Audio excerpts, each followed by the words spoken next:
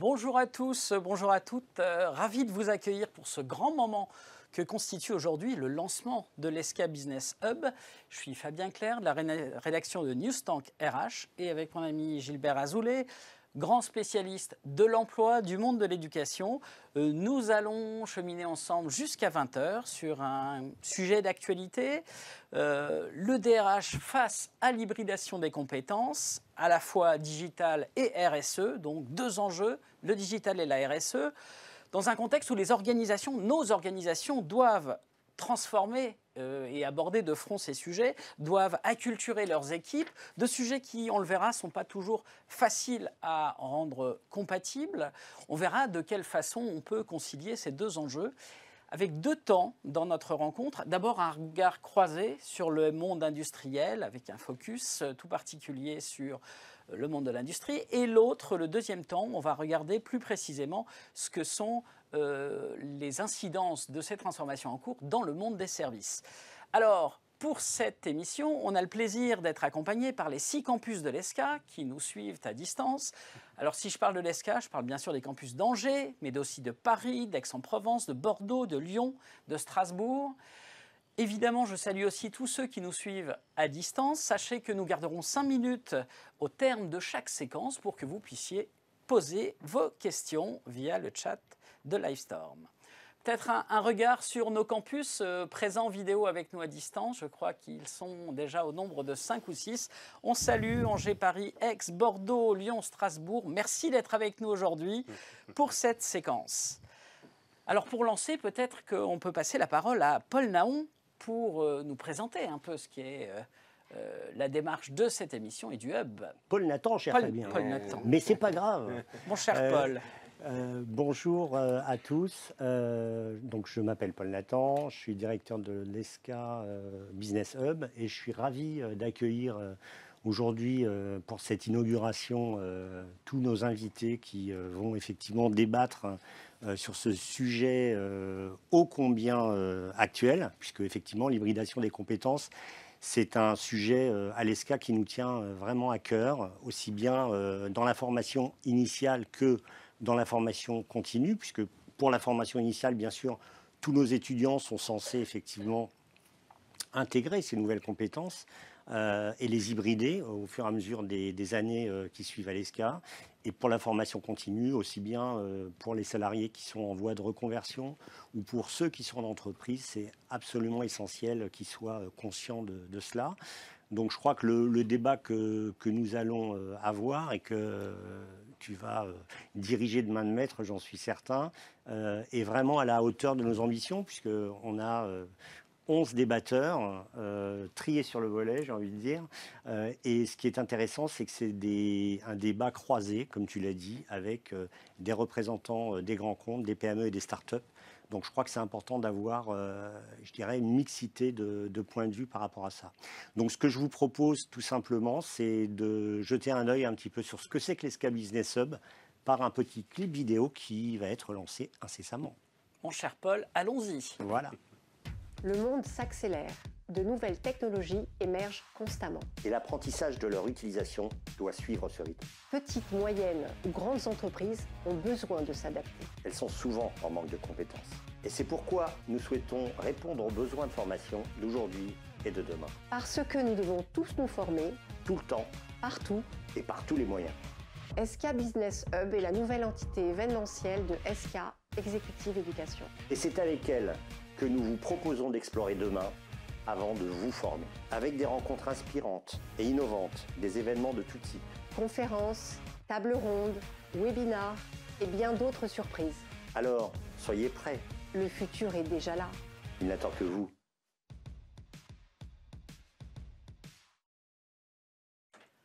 Alors, ils nous ont rejoints, je vais avoir le plaisir de vous les présenter, nos intervenants de cette première séquence. Benoît Serre, Benoît, vous êtes DRH de L'Oréal France, membre du comité exécutif.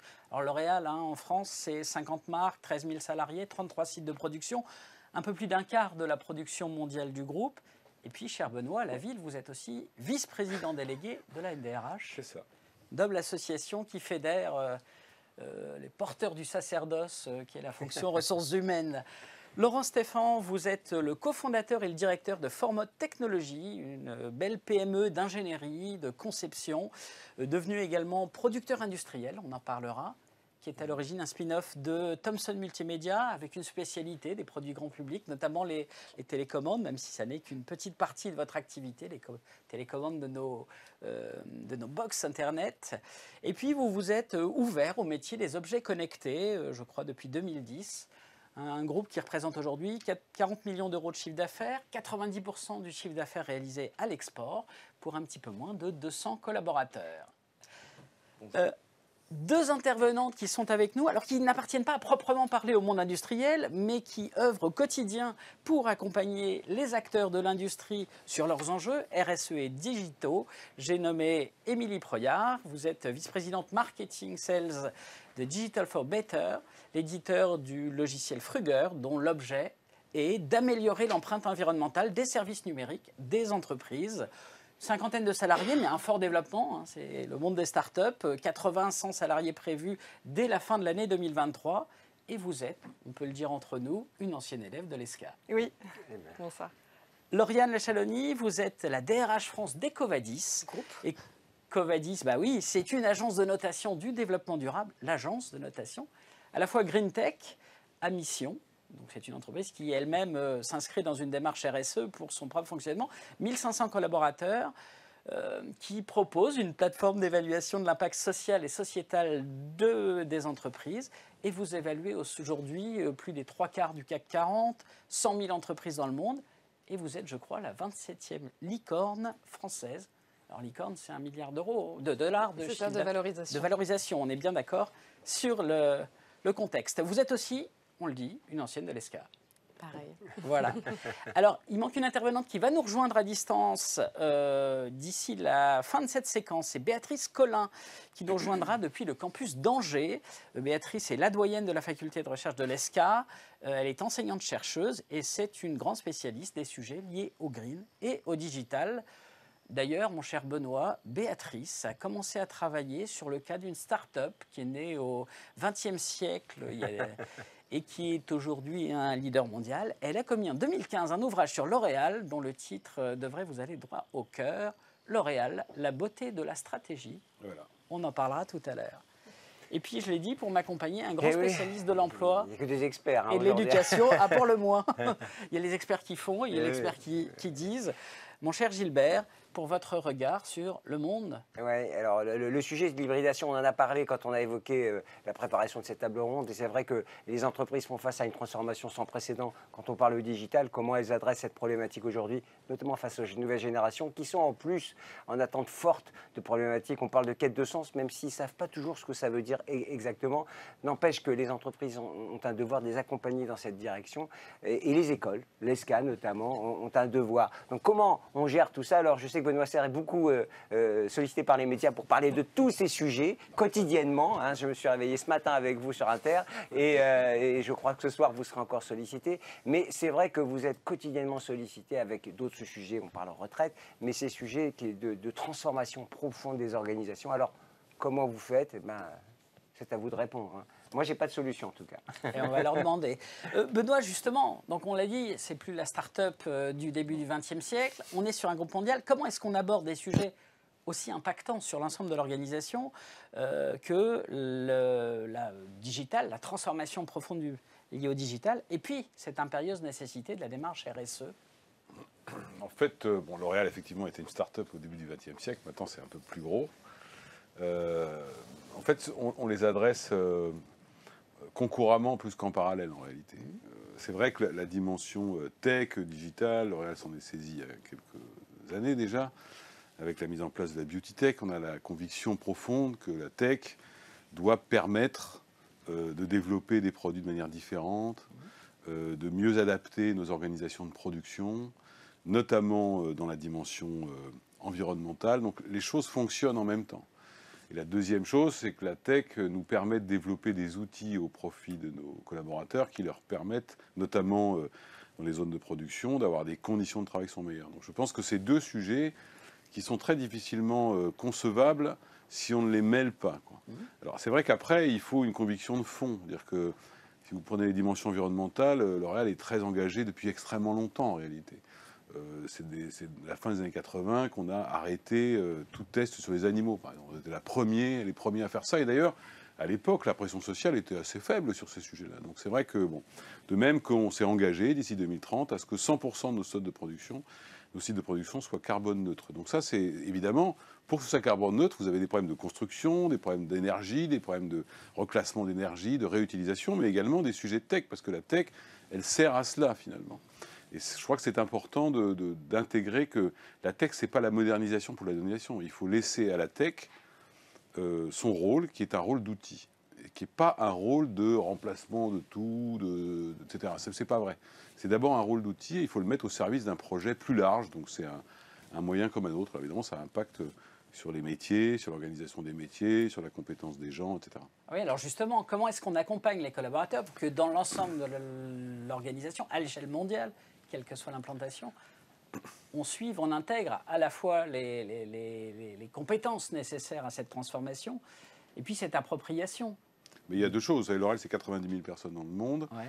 On recrute beaucoup, évidemment. Donc il y a certes les gens qu'on recrute qui arrivent avec des compétences, et puis il y a ceux qui sont là à qui on doit les donner. C'est vrai qu'on a une démarche mondiale, en fait, de formation à la data, d'être plus à l'aise sur les sujets les uns les autres, sur ces sujets digitaux qui concernent tout le monde. Alors c'est plus ou moins long, plus ou moins facile, plus ou moins rapide, peu importe. Mais en attendant, c'est un mouvement général. Mais un mouvement général qu'on explique finalement. Et puis sur la dimension environnementale, par exemple, là on est en train de faire passer tous nos collaborateurs la fameuse fresque du climat. Et vous savez que derrière il y a la fresque du numérique, parce qu'on oublie un peu trop que le numérique a un impact considérable sur le climat et que si on ne fait pas attention, on pourrait aller droit à des catastrophes. Un peu moins que d'autres industries quand même. Oui, mais n'empêche que c'est un vrai sujet. C'est un vrai sujet de production d'énergie. Enfin, moi, je n'ai rien contre, c'est pas la question. Mais je pense que c'est important d'avoir un état de conscience. Mais en même temps, faire la fresque du numérique sans avoir fait la fresque du climat avant, ça risquerait de faire penser que le numérique est responsable de tout. Mais je pense que faire les deux, ça fait quand même penser que si on n'y fait pas attention, on aura un tel besoin d'énergie demain que ça pourrait avoir un impact. Donc il faut trouver le bon équilibre. Je pense que ça, c'est une démarche culturelle. Et puis après, vous avez petit à petit intégré des sujets de tech dans les métiers des gens et les rendre à l'aise avec. Et c'est pas... Vous savez, on parle beaucoup de l'emploi des seniors là, depuis quelques jours. C'est pas forcément le plus évident, mais je pense que ça. Vous savez, moi j'ai toujours pensé que l'employabilité était la première des responsabilités sociales d'une entreprise. On peut me raconter tout ce qu'on veut. Si on ne garantit pas aux collaborateurs que vous employez, qu'ils sont employables à l'interne ou à l'externe, alors il y a une part de votre responsabilité que vous n'exercez pas. Est-ce qu'il y a, je me permets, pardon, est-ce qu'il y a un effet générationnel sur l'hybridation notamment Est-ce qu'il y a un effet sur le distanciel par exemple? Beaucoup de jeunes exigent quand ils viennent chez vous, est-ce qu'on travaille à la maison 4 jours, 3 jours, 2 jours? Et est-ce qu'il y a une attente forte alors vous savez que beaucoup se sont plaints de Total, par exemple, on ne va pas aller travailler chez Total, dans une entreprise agroalimentaire. Il y a un effet générationnel sur ces thèmes-là? Alors c'est deux choses différentes, donc il y a deux questions en une. Ah bah oui, j'en ai encore plein d'autres questions. Je vais me débrouiller avec ça, mais non, d'abord, moi je ne crois pas beaucoup à l'espèce de confrontation générationnelle, je ne l'observe pas. Ce que vous évoquez sur l'hybridation, c'est comme si on limitait l'hybridation au phénomène du télétravail. Peut-être que là, pour le coup, j'ai des jeunes candidats qui m'en parlent, mais parce qu'ils ont tous vécu le Covid, donc ils ont bien vu que les autres sont organisés autrement. En revanche, ce qui est totalement transgénérationnel, c'est la volonté d'avoir un modèle d'organisation du travail plus libre. Voilà. Plus adapté. C'est pas, le télétravail, c'est jamais qu'un outil, c'est comme la tech. Donc voilà, ça c'est un vrai sujet de management, et là, ce qui est totalement transgénérationnel. Sur la conscience environnementale ou l'exigence environnementale, alors on a tous vu l'an dernier les déclarations des différentes écoles, etc. Bon, très bien. C'est vrai qu'on a sans doute, là pour le coup, une vraie différence générationnelle, avec une forme de conscience, ou alors on parle d'éco-anxiété, ce qui m'a toujours paru excessif, mais quand même plus proche de la nouvelle génération, mais on voit que le phénomène commence à gagner les autres. Je crois que ce qui est important, c'est éviter d'avoir, comme je l'entends ici ou là quelquefois, un phénomène de système d'accusation, en disant la génération d'avant, elle a pourri la planète, notre génération est la victime de tout. Je pense que tout le monde doit travailler ensemble. Le niveau de conscience, il est plus fort sur la jeune génération, il l'est moins avant, mais pour une raison simple, c'est que jusqu'à il y a 15 ans, personne ne parlait vraiment de ça, finalement. Même si la fameuse phase de Chirac, la maison brûlée, on regarde ailleurs, elle date d'il y a très longtemps. Mais la conscience environnementale. Et pour finir là-dessus, Moi, je pense qu'il n'existe pas de conscience environnementale sans conscience sociale. Fabien le sait. Je me bats depuis le début en disant rééquilibrons les politiques sociétales ou sociales et les politiques environnementales parce que les deux vont ensemble. Or, les réglementations européennes en particulier, la législation, la pression politique, fait qu'on s'est beaucoup concentré sur le E et on a un tout petit peu oublié le S. Je pense que la crise Covid est venue rappeler à tout le monde que le S a une importance au moins équivalente à celle du E. Et ça, c'est transgénérationnel. Et alors, quand on est un acteur mondial qui a pu être challengé sur les sujets que vous évoquiez, Benoît, on a un marché du recrutement qui s'est durci, qui est devenu compliqué. Est-ce que ces engagements sociétaux, RSE, digitaux, vous servent par rapport à ce que vous voyez ailleurs sur le marché, chez vos confrères? Alors, DRH. je ne compare pas par rapport à mes confrères, à mes consoeurs, mais c'est évident que nous, on a comme d'autres, on a des éléments de preuve. Or, la génération qui arrive sur le marché du travail, elle fonctionne à la preuve. Elle ne fonctionne plus au discours. Elle a raison d'ailleurs. Donc nous, on a des éléments de preuve, on a encore plein de choses à améliorer, à faire. Il y a une petite différence néanmoins, c'est que, vous savez, le critère, alors on l'appelle comme vous voulez, sens au travail, environnement, enfin ce que vous voulez, il existe depuis assez longtemps finalement. Mais il était assez loin dans la critérisation pour choisir un emploi. Là, il est remonté brutalement. Toutes les études montrent, notamment celles publiées par Newstank, que la rémunération reste au top. Ça ne change pas. Mais en revanche, les autres critères se sont rapprochés. La nouvelle génération, elle est assez sensible à ça. Et je crois d'ailleurs que les moins passionnés ou les plus raisonnables considèrent que ce qui est intéressant, c'est de voir ce que l'entreprise fait pour améliorer. L'entreprise parfaite, ça n'existe pas. Donc, de toute façon, le sujet, c'est le mouvement. Et à l'intérieur de ces entreprises, cette génération-là, elle pousse beaucoup au mouvement. Et j'avais discuté avec les jeunes d'AgroParisTech, qui avaient fait... Les fameux, oui, j'avais eu la chance de discuter avec eux. Et c'était intéressant. Bon, je leur avais expliqué que j'avais entendu leur discours, mais qu'en même temps, leur conclusion, c'était sortir du schéma. Donc, c'était bizarre de changer un schéma en étant à l'extérieur. Mais ils étaient d'accord, mais ils avaient répondu une chose qui m'a beaucoup marqué. Ils disaient, oui, mais quand on rentre dans les entreprises, on est trop bas pour influencer sur ces sujets. Donc je pense que ça interroge les modèles de management et le fait de beaucoup plus s'appuyer sur cette génération qui a une vraie conscience. Et d'ailleurs, souvent, les enseignements intègrent de plus en plus ces dimensions-là. Donc je pense que là, c'est un effort à faire de toutes les entreprises, L'Oréal compris. Et au regard de ces attentes, c'est vrai que les startups, les PME, les ETI arrivent à faire passer l'idée qu'on se transforme plus vite, ou en tout cas que les jeunes entrants auront peut-être plus facilement la possibilité de pousser. Et là, je me retourne vers Laurent Stéphan. J'ai dit, Formode Technologies, votre métier, c'est la conception de produits du quotidien, de produits électroniques.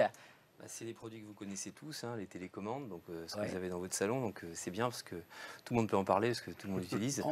Et puis c'est aussi les objets connectés, là, plutôt pour application industrielle.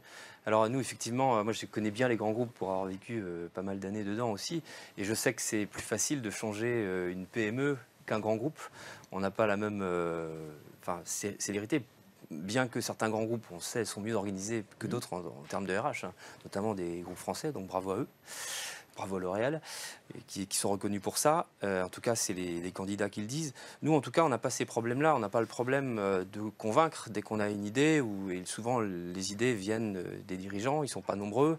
On peut amener tout le monde à nous suivre, et il est vrai que sur les sujets du E de RSE, le S, on peut dire qu'il est quasiment gagné, parce que si on n'est pas sympa avec nos salariés, ça va pas très bien se passer. On risque d'avoir un petit problème. Tout le monde est très important. C'est le cas aussi dans un grand groupe, mais on a moins de pertes en ligne quand même possible dans une PME. Donc le S, c'est réglé, entre guillemets, si on travaille bien. Et le E, c'était un vrai casse-tête, parce qu'on n'a pas toute l'intelligence aussi, toute l'ingénierie qu'il peut y avoir dans un grand groupe. Autant un grand groupe est capable de s'organiser, de prendre des dizaines de consultants pour se faire aider, etc. Une PME, c'est plus compliqué. Alors nous, on a fait cet exercice en fait de changer en 2017, de changer complètement notre ligne du haut et de changer notre raison d'être en fait. Et notre raison d'être étant de faire des produits le plus environnementalement acceptable. Oui, excusez-moi. Donc voilà, donc c'est pas faire des produits écologiques, on fait de l'électronique, donc on est des gros pollueurs. Plus que d'autres. Mais voilà, ça a été un petit peu notre sujet, notre quête depuis 2017, avec peu d'outils. Et avec l'ADN de l'ingénieur qui vous a conduit à essayer d'objectiver, de mesurer. Alors, ingénieur et chercheur, donc c'est pire. Parce que là, pour le coup... c'est pire ou c'est mieux. C'est double peine. Non, mais ça veut dire que tous les outils qu'on avait, en tout cas, a priori accessibles, ne nous convenaient pas, de fait. Puisque notre ADN, c'est de créer des modèles, donc d'essayer de regarder si ces modèles sont corrects ensuite. Donc effectivement, ça a été un vrai sujet de douleur, hein, parce que c'est aussi chercher, c'est aussi douloureux par moment, et puis de découragement. On a connu à peu près toutes les étapes, et il faut le dire, si aujourd'hui on commence à voir des choses poindre et des outils assez structurants exister, 2017, on était vraiment au début de rien. Il y avait des gens qui savaient, mais il fallait aller chercher très très loin dans les strates. Ouais. Et alors la démarche, donc vous avez conçu un outil pour analyser votre travail. Vous me disiez d'ailleurs qu'il y avait pas mal d'idées fausses que vous avez découvertes au moment où on cherche à objectiver un peu.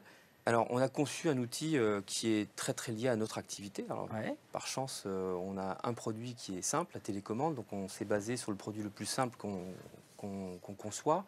Et on a produit un outil, après 2 ans et demi de travail quand même, c'était un petit peu long, qui était en fait un outil de vulgarisation presque. Il est juste à 85%. On cherche l'empreinte environnementale d'un produit, donc ce qu'on appelle l'ACV aujourd'hui, que beaucoup connaissent. Et donc on a construit notre propre outil d'ACV dédié aux télécommandes, donc en créant nos propres librairies. Le but étant que cet outil nous permette de concevoir des produits plus propres et d'être en capacité de mieux conseiller, puisqu'au final, aujourd'hui, on s'interdit certaines choses. Et la question des idées fausses est venue assez rapidement. Dès le moment où on pouvait mesurer, où on était à peu près sûr d'avoir un outil à peu près fiable, entre guillemets, qui avait une fiabilité suffisante, ça nous a permis, en déconstruisant un produit, de savoir sur quoi on devait travailler, de se rendre compte que nous, notre activité humaine représentait 0,5% de notre empreinte globale. Hein, c'est-à-dire rien ou près c'est-à-dire rien. De voir que les outils, les matériaux biosourcés pour remplacer l'ABS, donc le plastique qui est utilisé dans beaucoup de produits électroniques, était moins bon que d'utiliser du recyclé à 100% ou 80%.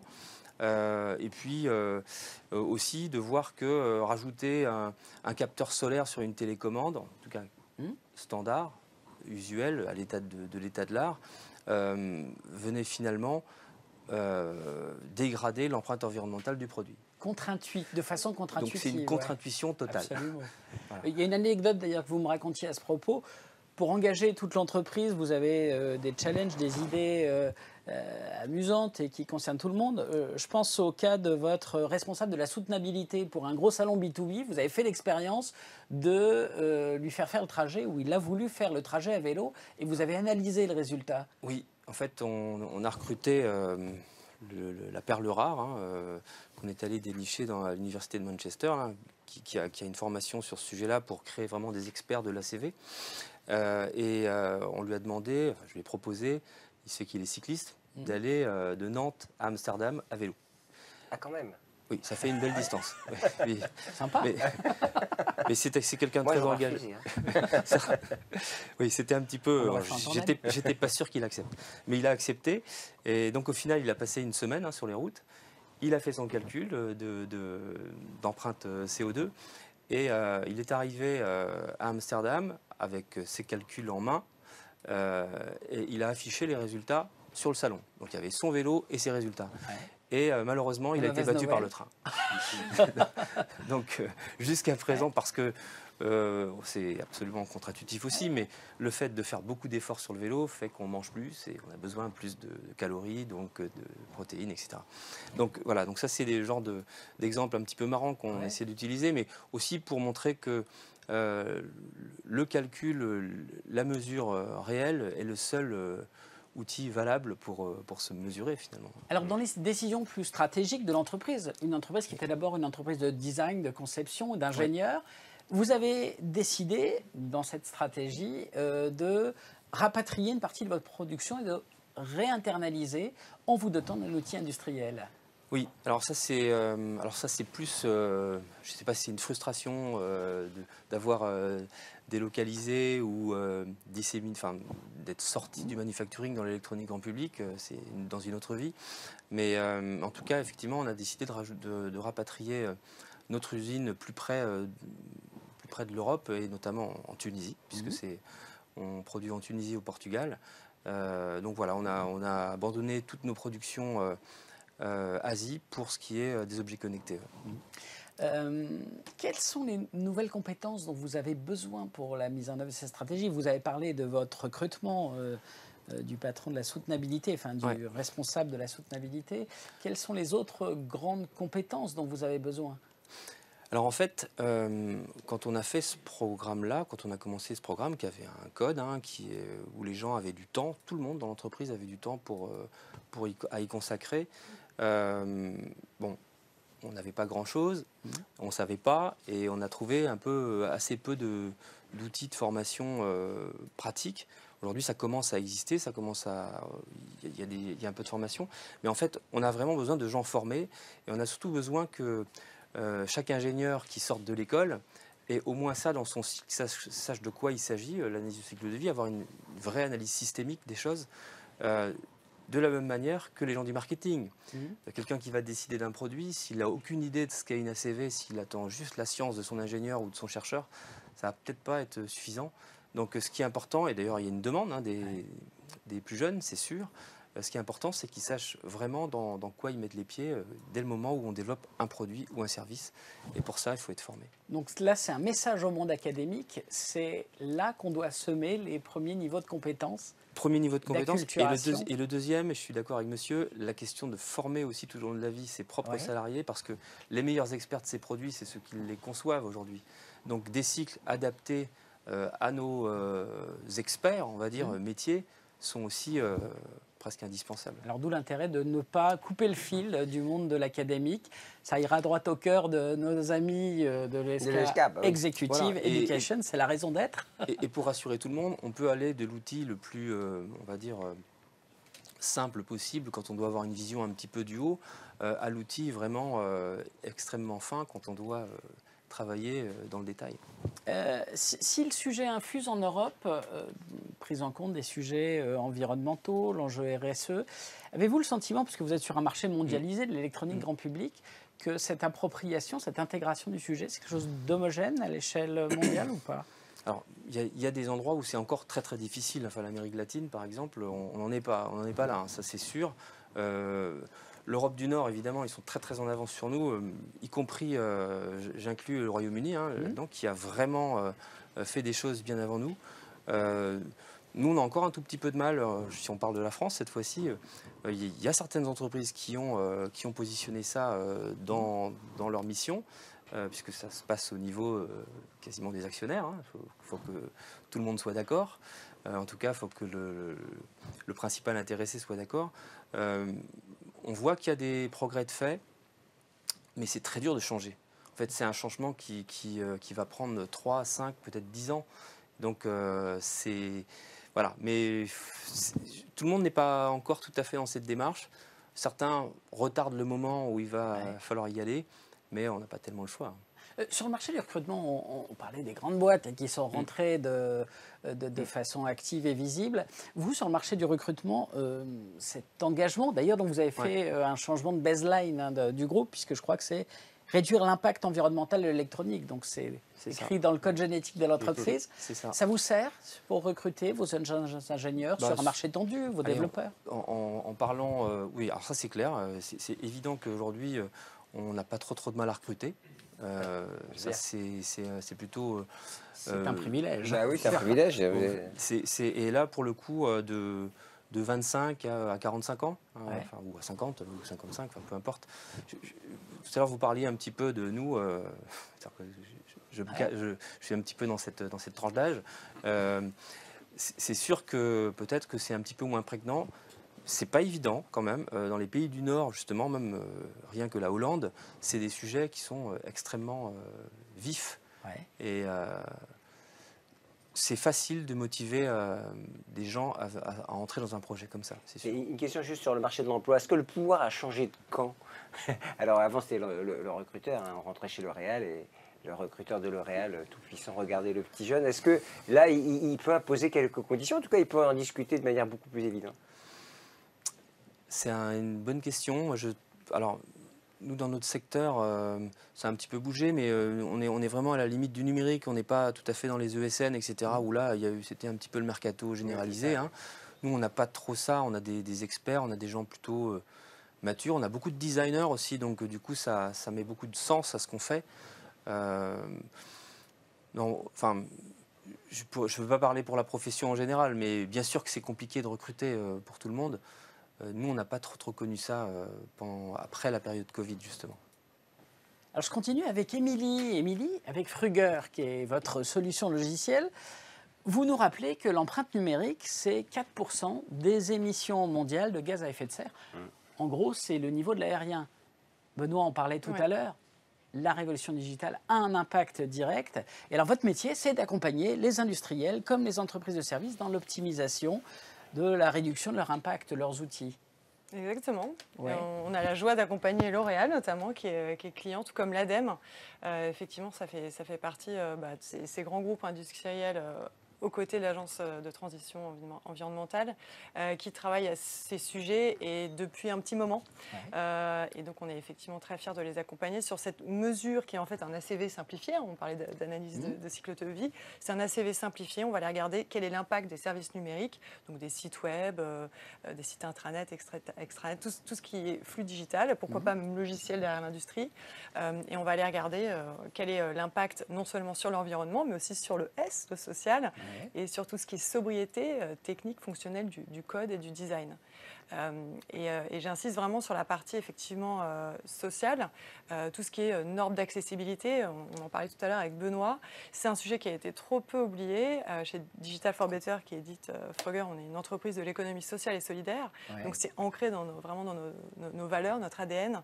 Et ce sujet, il y a de la réglementation qui existe et qui est complètement mise de côté, pas du tout prise en compte par les sociétés aujourd'hui, que ce soit des grands groupes ou des plus petites entreprises. Il y a la norme RG2A qui est arrivée sur l'accessibilité, qui impose aux entreprises, alors pour l'instant de plus de 250 millions de chiffre d'affaires à partir de 2025, d'appliquer ce référentiel, donc des normes. Et il y a seulement 3 à 4% des sites en France qui respectent cette norme. Donc le chemin est long.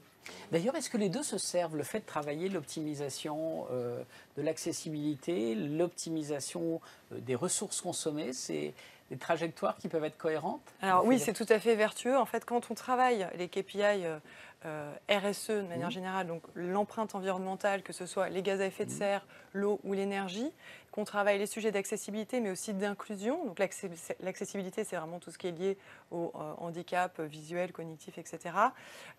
L'inclusion, ça va être conserver un accès des sites numériques pour des terminaux un peu plus anciens. Et donc, si on travaille tous ces sujets-là, on va travailler de manière vertueuse sur les 3 piliers. Donc, environnement social et sobriété, et on va travailler sur les KPI business. Ouais. J'ai fait l'ESCA, j'ai travaillé le commerce, j'adore l'économie, j'adore le commerce. Et ce sujet de travailler le RSE permet de se poser la question de son business model et comment on peut travailler un business model innovant qui soit respectueux de la planète et des hommes. Et on le voit dans l'intervention de Laurent, c'est exactement la démarche. Et c'est ça qui est tout à fait passionnant en fait. Une question, parce que je discutais avec une grande entreprise du numérique, une très grande, avec un grand patron très riche, et qui me disait, mais en fait, vous disiez, le digital, c'est 5% à peu près de l'empreinte carbone. Enfin, il me dit, mais au fond, le digital, ça aide à avoir un meilleur impact. Est-ce qu'aujourd'hui, vous constatez que, parce que c'est pas intuitif de dire, si on met du full digital, ça consomme beaucoup d'électricité. Oui. Au fond, est-ce que les smart grids, la collecte de data, l'analyse des data et tout ce qu'on peut faire pour réduire, le digital accompagne ce mouvement? Peut accompagner aussi ce mouvement, à contrario. C'est le métier d'Émilie. Fruger, c'est une... Non, parce qu'elle mesure si ça marche pas ou si ça fait des dégâts. Mais alors, on me disait, au fond, ça aide plutôt. Et d'ailleurs, chez les ingénieurs, beaucoup vous disent que c'est la technologie qui s'ouvre à la planète. Hein. C'est leur mindset. Nous, effectivement, on est une Green Tech. On est labellisé par le gouvernement Green Tech Innovation. Donc, on est une Green Ops ou une FinOps, selon avec quel type d'entreprise on travaille. Mais effectivement, on regarde l'impact du numérique en lui-même. On va regarder qu'est-ce qui marche en termes d'amélioration pour des sites existants. On va aussi à côté aller travailler l'éco-conception de nouveaux sites. On a des clients qui digitalisent, qui étaient sur des formats papier et qui passent au numérique. Et tout le monde leur dit, mais passe au numérique. Et avant ça, il faut effectivement faire l'ACV du papier, l'ACV du numérique et comparer les deux. Et donc, dans notre plateforme, on va pouvoir rajouter en fait finalement des KPI issus d'un autre mode qui peut être effectivement mode industriel et papier et comparer en fait l'ancien modèle et pour pouvoir effectivement comparer ce qui est comparable et comparer les données. Dans le domaine de la RSE, ce qui est clé, c'est la collecte de données. C'est vraiment le nerf de la guerre. La beauté du numérique, c'est que la data, on sait la travailler. Et c'est à peu près le seul secteur où c'est facile à récupérer. Comment est-ce qu'on fait d'ailleurs pour que cette acculturation soit bien présente dans l'ensemble de l'entreprise? Une fois qu'on a eu l'impulsion de direction générale qui dit c'est un paramètre à prendre en compte, oui, il faut former l'ensemble des équipes. Comment est-ce qu'on évangélise? Qui sont vos interlocuteurs d'ailleurs, les utilisateurs de vos solutions? Alors oui, il y a beaucoup de questions dans la question là aussi. Vous avez 3 minutes. C'est un discours. Il y a plusieurs choses. Quand on est dans une approche top-down, là c'est génial parce qu'on a le feu vert du COMEX qui dit moi il faut former, il faut sensibiliser. On commence par une fresque du climat, on continue par une fresque du numérique et ensuite on vient chercher Frugger pour se spécialiser par métier. Et donc là, on va former spécifiquement les DSI, spécifiquement les équipes marketing, communication. Elles ont tout un impact parce qu'elles utilisent tout le digital. Et donc, on va les former spécifiquement. On va former aussi, par exemple, l'univers des médias qui est très sensible. Je donne une formation demain à mes petits collègues des médias sur leur impact spécifique. Et donc, on va venir en mode resserré. Au début, il faut sensibiliser de manière large. Et puis, une fois qu'on a sensibilisé de manière large, on vient spécifiquement sur le numérique. Ce qui est important, c'est de ne pas laisser les collaborateurs dans l'éco-anxiété, parce que si on vient qu'avec une fresque du climat, on risque de vraiment appuyer sur ce phénomène. Donc, il faut leur proposer d'être dans l'action. Et il n'y a rien de plus facile avec le numérique d'être dans l'action, parce qu'on peut avoir des choses qu'on peut faire de manière individuelle ou au niveau de l'entreprise et des quick wins. En moyenne, nos clients sur le score environnement, ils gagnent 20% de score environnement en moins de 6 mois. Donc, c'est très gratifiant pour les équipes qui s'en occupent. Pour recruter, vous recrutez beaucoup, je crois qu'on est aujourd'hui une 50aine de collaborateurs, vous prévoyez de doubler cette année. Oui. Ça vous sert le fait d'être sur un sujet développement durable, une stratégie au cœur de la stratégie? Forcément. C'est la même remarque que pour Laurent, on n'a pas vraiment de mal à recruter parce qu'effectivement, on est une entreprise à mission. Nous, notre raison d'être, c'est de réduire l'obésité numérique et de sensibiliser sur ce sujet. Donc effectivement, les jeunes talents qui travaillent dans vraiment le domaine technique, qui travaillent sur des sujets experts en recherche ou qui soient consultants, ils ont envie de travailler au même salaire spécifiquement que chez L'Oréal et le numérique responsable. Au même salaire? Alors, parce pas que toujours, la mission pas forcément. suffit à dépasser. Alors moi, je peux être très claire sur le salaire. Moi, j'ai réduit mon salaire à 30% pour venir travailler chez Frugger. Quand on est green, on gagne. Donc, voilà. Mais je suis un profil. Alors, j'ai pas encore 45 ans, mais je suis un profil un peu plus senior, donc j'ai revu mes prétentions. Non, mais simplement parce que il faut y aller, il faut accompagner ce sujet. Et les jeunes générations, je pense qu'elles n'ont pas de doute à avoir sur leur employabilité dans ces secteurs-là et sur le niveau de salaire, il va être équivalent en tout cas pour les premiers jobs. Nous allons poursuivre avec Lauriane. Lauriane, dont on a dit tout à l'heure qu'elle était DRH d'Ecovadis. Alors, Ecovadis, vous êtes un point d'observation privilégié pour observer ce qui se passe comme prise de conscience, comme transformation dans les entreprises. Est-ce que vous avez le sentiment que les entreprises, de façon générale, sont plus nombreuses? Cette acculturation, cette culture de l'évaluation de la chaîne de valeur, c'est quelque chose qui monte en puissance rapidement? Alors oui, juste en regardant l'évolution d'Ecovadis, déjà ça donne un très bon exemple. Ecovadis a été créé donc en 2007. Ouais. À l'époque, on n'en parle pas partout. Bien sûr, c'est des sujets qui existent. On revient à ce que vous disiez tout à l'heure. On en parlait, mais pas avec le même intérêt et surtout le fait de véritablement avoir une action concrète. Donc Ecovadis a énormément évolué. On est une société en très forte croissance. Aujourd'hui, on évalue 100 000 entreprises. Pour vous donner un chiffre, 3,4 trilliards d'euros, c'est le total d'achat de nos clients. Et on évalue la moitié de ce montant.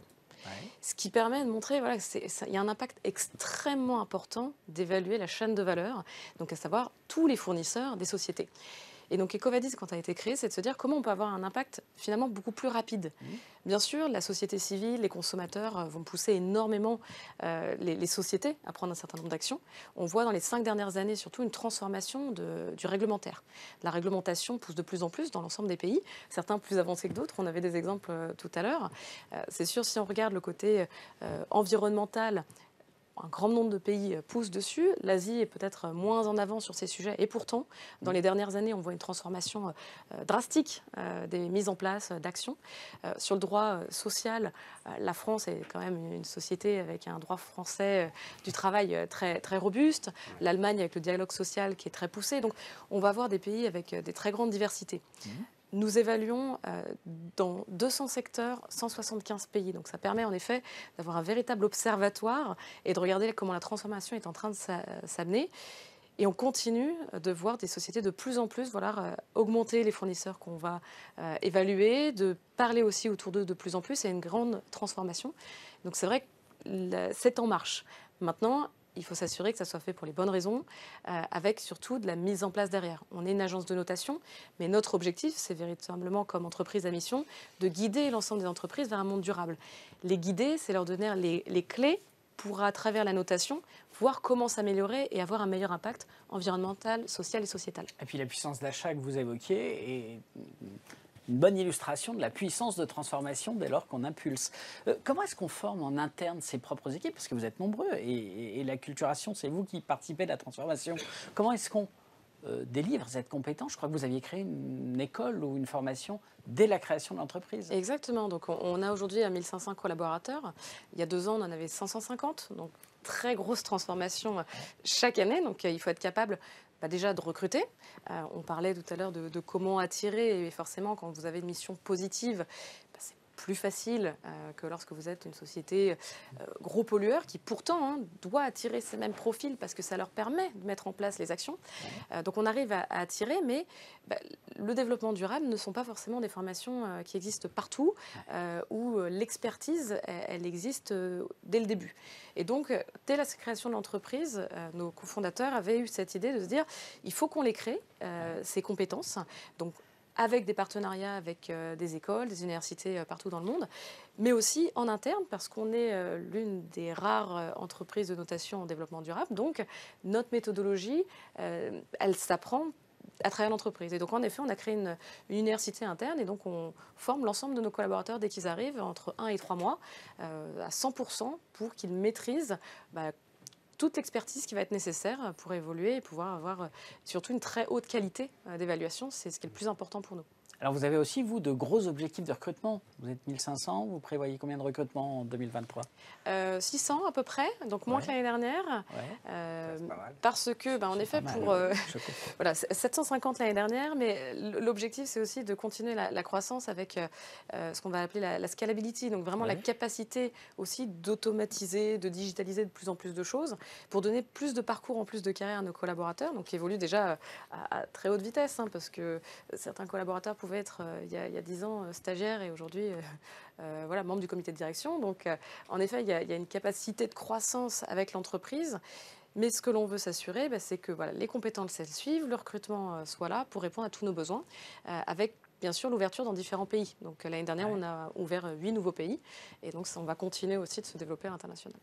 C'est une entreprise française en plus. Oui, entreprise française. Une belle licorne. Est-ce que ça s'accélère? Moi, c'est la question que je me pose au fond, parce qu'on voit bien qu'on évalue beaucoup, on mesure beaucoup, on collecte de la data. Et est-ce qu'au fond, ça s'accélère? Parce que c'est ça l'enjeu. Il faut que ça s'accélère partout, massivement et rapidement, puisque les températures augmentent. C'est sûr. Alors, c'est plus que s'accélérer, parce qu'il y a l'accélération sur 2 niveaux. Accélération du nombre d'entreprises qui vont vouloir être évaluées, mais surtout, quel est l'impact réellement qu'on arrive à mesurer et à améliorer. Et donc chaque année, on publie un rapport de sustainability pour prouver véritablement, en regardant l'ensemble de nos clients, quelle a été la réduction d'émissions carbone, le renouvellement d'utilisation des déchets, comment c'est géré. Et on va vraiment mesurer chaque année, donc sur les différents secteurs, les différents pays, pour regarder comment ça contribue réellement. Et on voit en effet une démultiplication de l'impact et c'est super positif.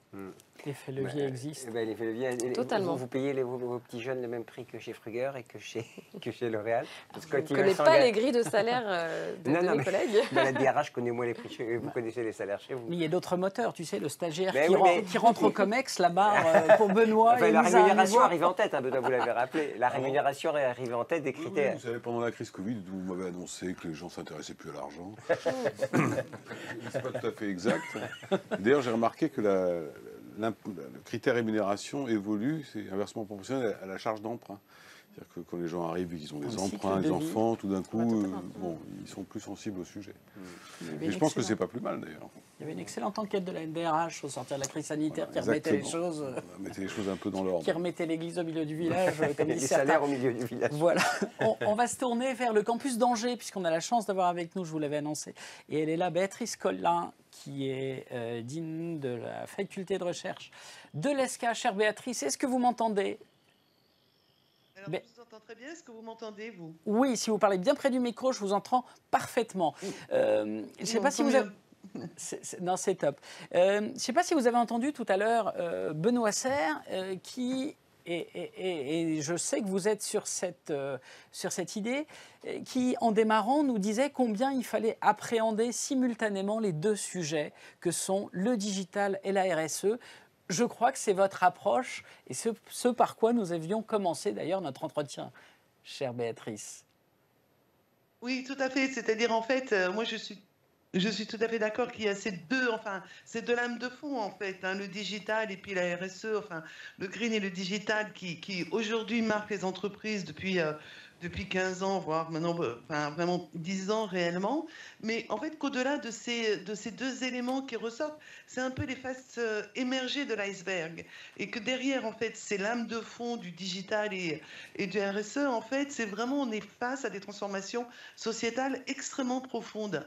Et c'est ça, alors bon, évidemment, c'est à la fois cause et conséquence, enfin, tout ceci est imbriqué, mais je crois que c'est ça aussi qui est fondamental à observer, c'est de se dire que derrière, en fait, on a vraiment des changements de paradigme, on a des changements de mindset, on a une autre façon de voir l'organisation, on a une autre façon de voir les pratiques managériales, et globalement, effectivement, on a une autre façon aussi de voir les compétences, et que face à ces transformations sociétales, eh ben, on va rechercher des compétences d'agilité, des compétences de curiosité, des compétences d'aptitude au changement, et c'est ça justement qui va être passionnant, parce que c'est avoir ces compétences pour faire face, alors au green, pour faire face au digital, mais surtout profondément pour faire face à cette évolution de paradigme.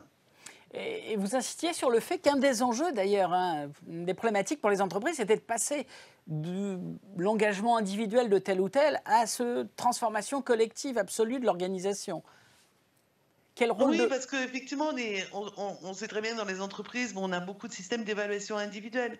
Mais aujourd'hui, en fait, justement, parce qu'on a besoin de compétences tout à fait multiples et qui vont se croiser, qui vont s'hybrider, justement.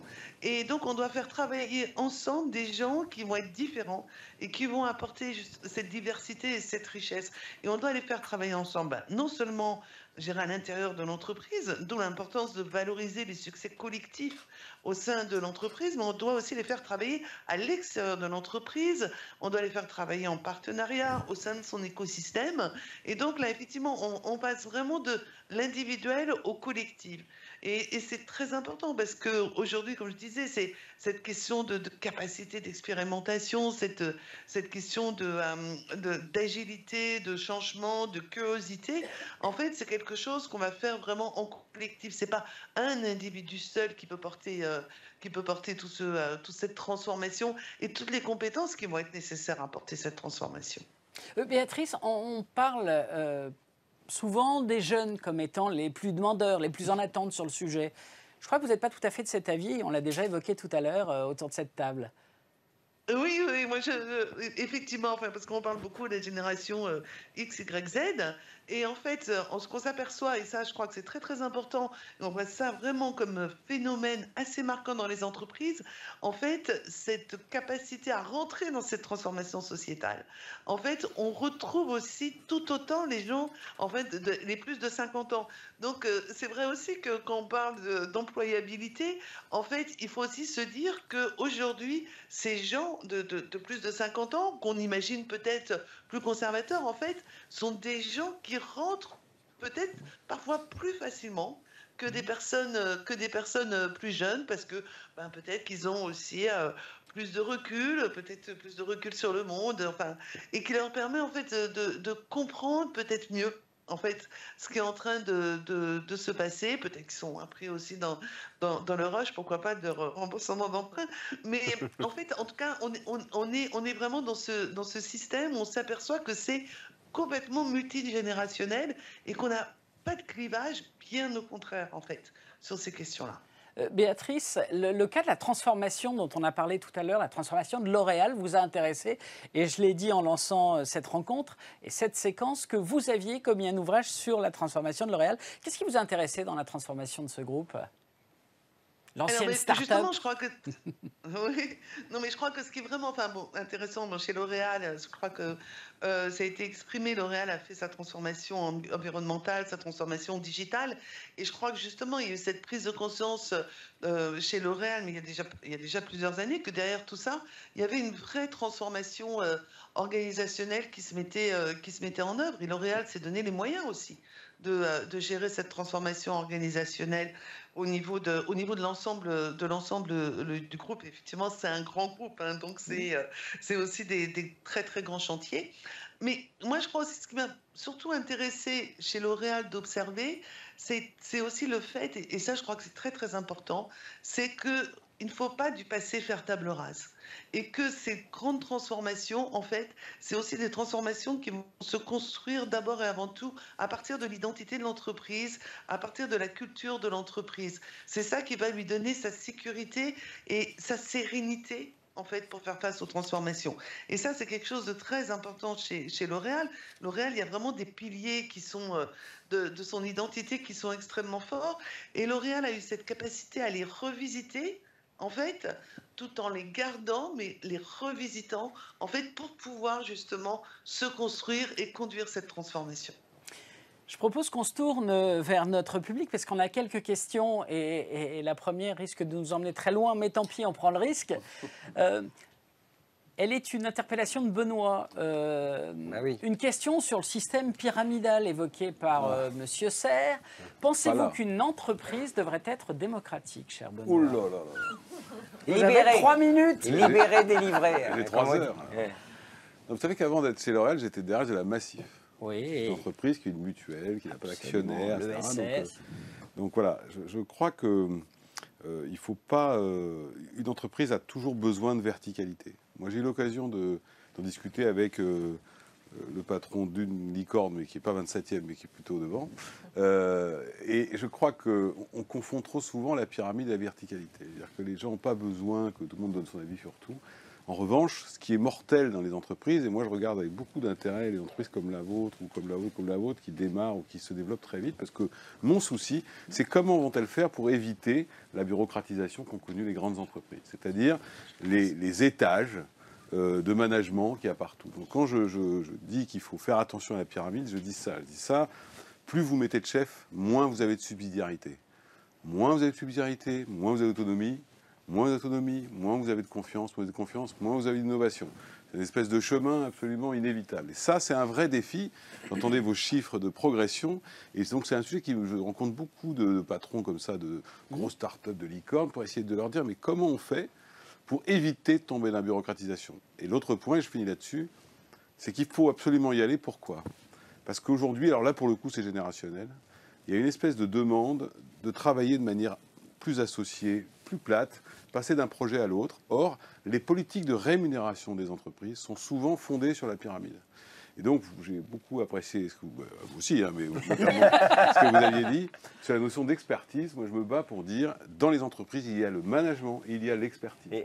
N'opposez pas les uns aux autres, parce que c'est la somme des deux qui crée de l'innovation, de la force et du développement. Dans les nouvelles générations, il y a un mot qui arrive souvent, c'est la profondeur hiérarchique. Il y avait une DRH d'une grande banque qui me disait, je suis passé de 15 à 6 niveaux hiérarchiques. Oui. C'est une révolution.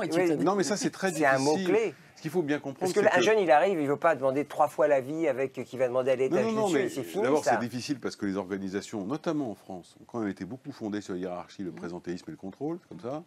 Et donc, il y a un gros travail parce qu'il faut bien comprendre que lorsque vous commencez à taper dans une hiérarchie, vous touchez des gens. qui sont dans des positions. Moi, je me souviens dans une entreprise que je ne citerai pas, où effectivement, tout d'un coup, ils ont décidé de supprimer l'un des postes qui était visé par tout le monde. Ça a été terrible parce que vous avez des tas de gens, ça faisait 20 ans qu'ils étaient en train d'avancer en disant un jour j'attraperai ça. Ouais, mais Et bon. au moment où ils n'étaient pas attrapés, crac, on a supprimé. fini. Et donc, c'est compliqué. Donc c'est vrai que oui, c'est fini, mais vous savez, c'est un petit peu comme pour l'environnement ou les démarches très radicales qui finalement détruisent des emplois. Je pense qu'il faut faire très attention. Il faut faire très attention parce que ce genre de transformation qui est fondamentale ne se passera pas contre les gens, ne se passera pas en créant des victimes sociales absolument partout. Ça s'arrêtera si on tombe là-dessus. Donc c'est des choses à faire. Et Fabien l'a évoqué tout à l'heure, on est dans une transformation profonde, radicale. Moi, je suis convaincu qu'on est une transformation qu'on n'en a pas connue depuis près de 2 siècles. Par contre, ça va être long. Il faut accepter que ce soit long. Mais c'est inévitable et inéluctable. La deuxième question que je vous soumets, c'est les idées, notamment la volonté d'engager l'entreprise dans une démarche RSE.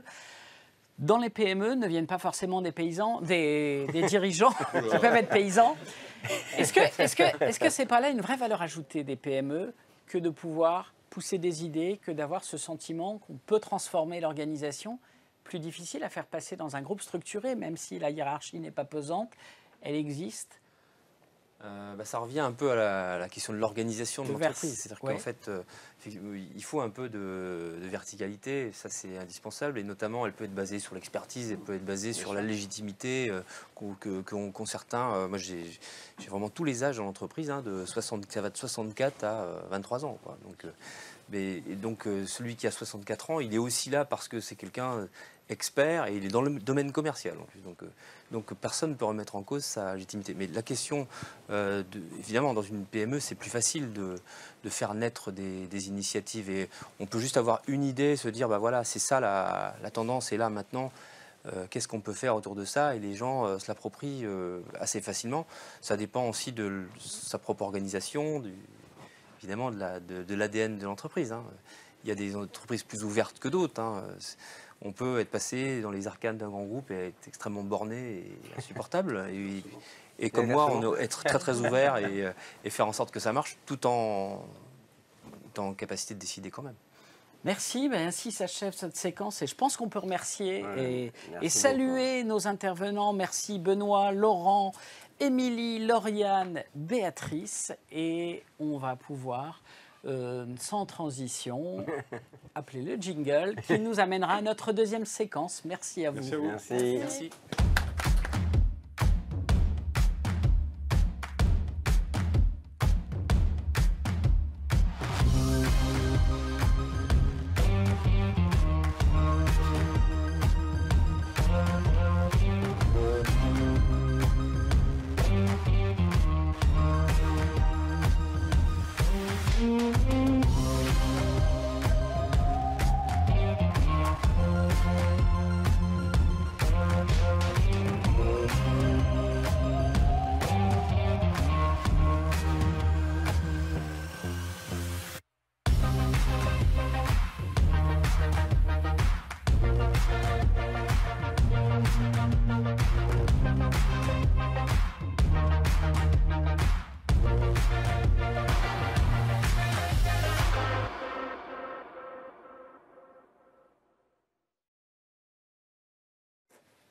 Alors on se retrouve pour cette deuxième séquence, deuxième temps d'échange, et pour lequel j'ai le plaisir d'accueillir Robert Demory, directeur de la formation et du développement RH du groupe La Poste. Vous êtes un ancien ingénieur de la DSI du groupe qui a choisi, il y a 2 ans, de se consacrer aux ressources humaines. Alors les RH du groupe La Poste, c'est quand même un gros sujet. C'est 250 000 salariés dans le monde, 150 000 en France. Puis La Poste, un peu plus de 34 milliards de chiffre d'affaires en 2021. On est sur une organisation conséquente.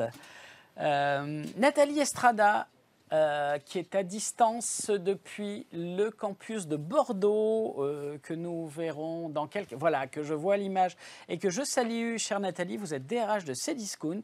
Cdiscount, c'est 2500 collaborateurs.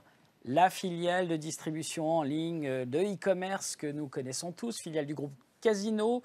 Le numéro 2 du e-commerce, je crois, en France, 2,2 milliards de chiffre d'affaires en 2021. Également à distance, on a le plaisir d'avoir avec nous Hélène Turbet, la RRH du Crédit Agricole Maine-Anjou, que je salue, qui est aux côtés de Béatrice, qui est aussi la présidente de la NDRH Maine-et-Loire, la NDRH bien représentée ce soir, et on s'en félicite, Gilbert. Alors, c'est 2000 collaborateurs, 92 caisses locales, et comme DRH, vous siégez au sein de jury de l'ESCA, vous accueillez régulièrement des alternants du groupe, et vous êtes aux côtés de Xavier Durand, que nous saluons, le directeur du campus d'Angers de l'ESCA. Autour de la table, j'ai le plaisir d'accueillir Julien Delamorte, qui est le dirigeant fondateur d'Ensom. Mon cher Julien, Ensom, c'est une start-up de la FinTech, on va dire aussi en tech. Vous avez notamment créé la première carte de paiement qui permet d'oraliser tout ce qui est lisible sur un terminal de ces cartes bancaires, d'OCB. C'est-à-dire qu'en clair, vous rendez le paiement sûr, accessible via un TPE classique pour les personnes en situation de handicap. Précisément, on en parlera tout à l'heure, vous êtes vous-même en situation de handicap et vous avez investi sur le sujet. Frédéric Scavenec, vous êtes associé du cabinet Enjeux Dirigeants, vous êtes une ancienne élève de l'ESCA. Et puis, au sein de votre cabinet, vous avez une activité importante d'un haut placement. On parlera des seniors, on parlera de l'enjeu, puisqu'on avait tendance à dire que les jeunes générations étaient les seules, et puis il semble que ce ne soit pas le cas, à s'intéresser au sujet. À l'inverse, on a aussi des gens plus rétifs. Comment est-ce qu'on les engage sur ces sujets sociétaux RSE dont on dit depuis le début combien ils sont cruciaux? La quête de sens. Exactement, mon Gilbert. Elisabeth Gressiot, vous êtes professeure assistante de l'ESCA, une grande spécialiste de l'éthique, de la finance durable et du management de la RSE. Vous avez eu aussi une première partie de carrière dans le monde de la banque, dans l'audit et le conseil stratégique. Et vous nous enrichirez de ce regard. Pour commencer, cher Robert, je me tourne vers vous. Alors, beaucoup de digital, c'est vrai que quand on pense à la Poste, on pense à son facteur. On a vu des transformations. Le facteur vous fait signer aujourd'hui sur un smartphone. En fait, la transformation digitale de la Poste, ce n'est pas une mince histoire. C'est un gros engagement du groupe, même stratégique, je crois. Oui, c'est un gros engagement du groupe, déjà parce que le groupe La Poste, c'est un groupe qui doit se transformer très fortement, qui s'est déjà transformé très fortement. Les bureaux de poste aussi, je pense, j'espère que vous y allez souvent, cher Fabien, voilà, se transformer assez là. J'y étais ce matin, moi. Merci Gilbert. Et la volonté, il est clairement affichée par les différents DRH du groupe d'accompagner cette transformation d'entreprise par les postiers. Or, aujourd'hui, dans tous nos métiers, aujourd'hui, on a du digital partout. Vous savez aussi, sûrement, dans l'engagement qu'on a pris sur le plan stratégique, c'est d'être une entreprise à mission. Et dans les 4 engagements de cette entreprise à mission, 3 portent sur notre sujet de ce soir, que ce soit le numérique éthique, inclusif et frugal, que ce soit sur l'inclusion sociale, ou que ce soit, entre guillemets, sur l'accompagnement du développement, de la rupture écologique. Évidemment, il est très difficile, entre guillemets, d'avoir ces ambitions-là si on ne se transforme pas de l'intérieur et si on n'accompagne pas les collaborateurs intérieurs.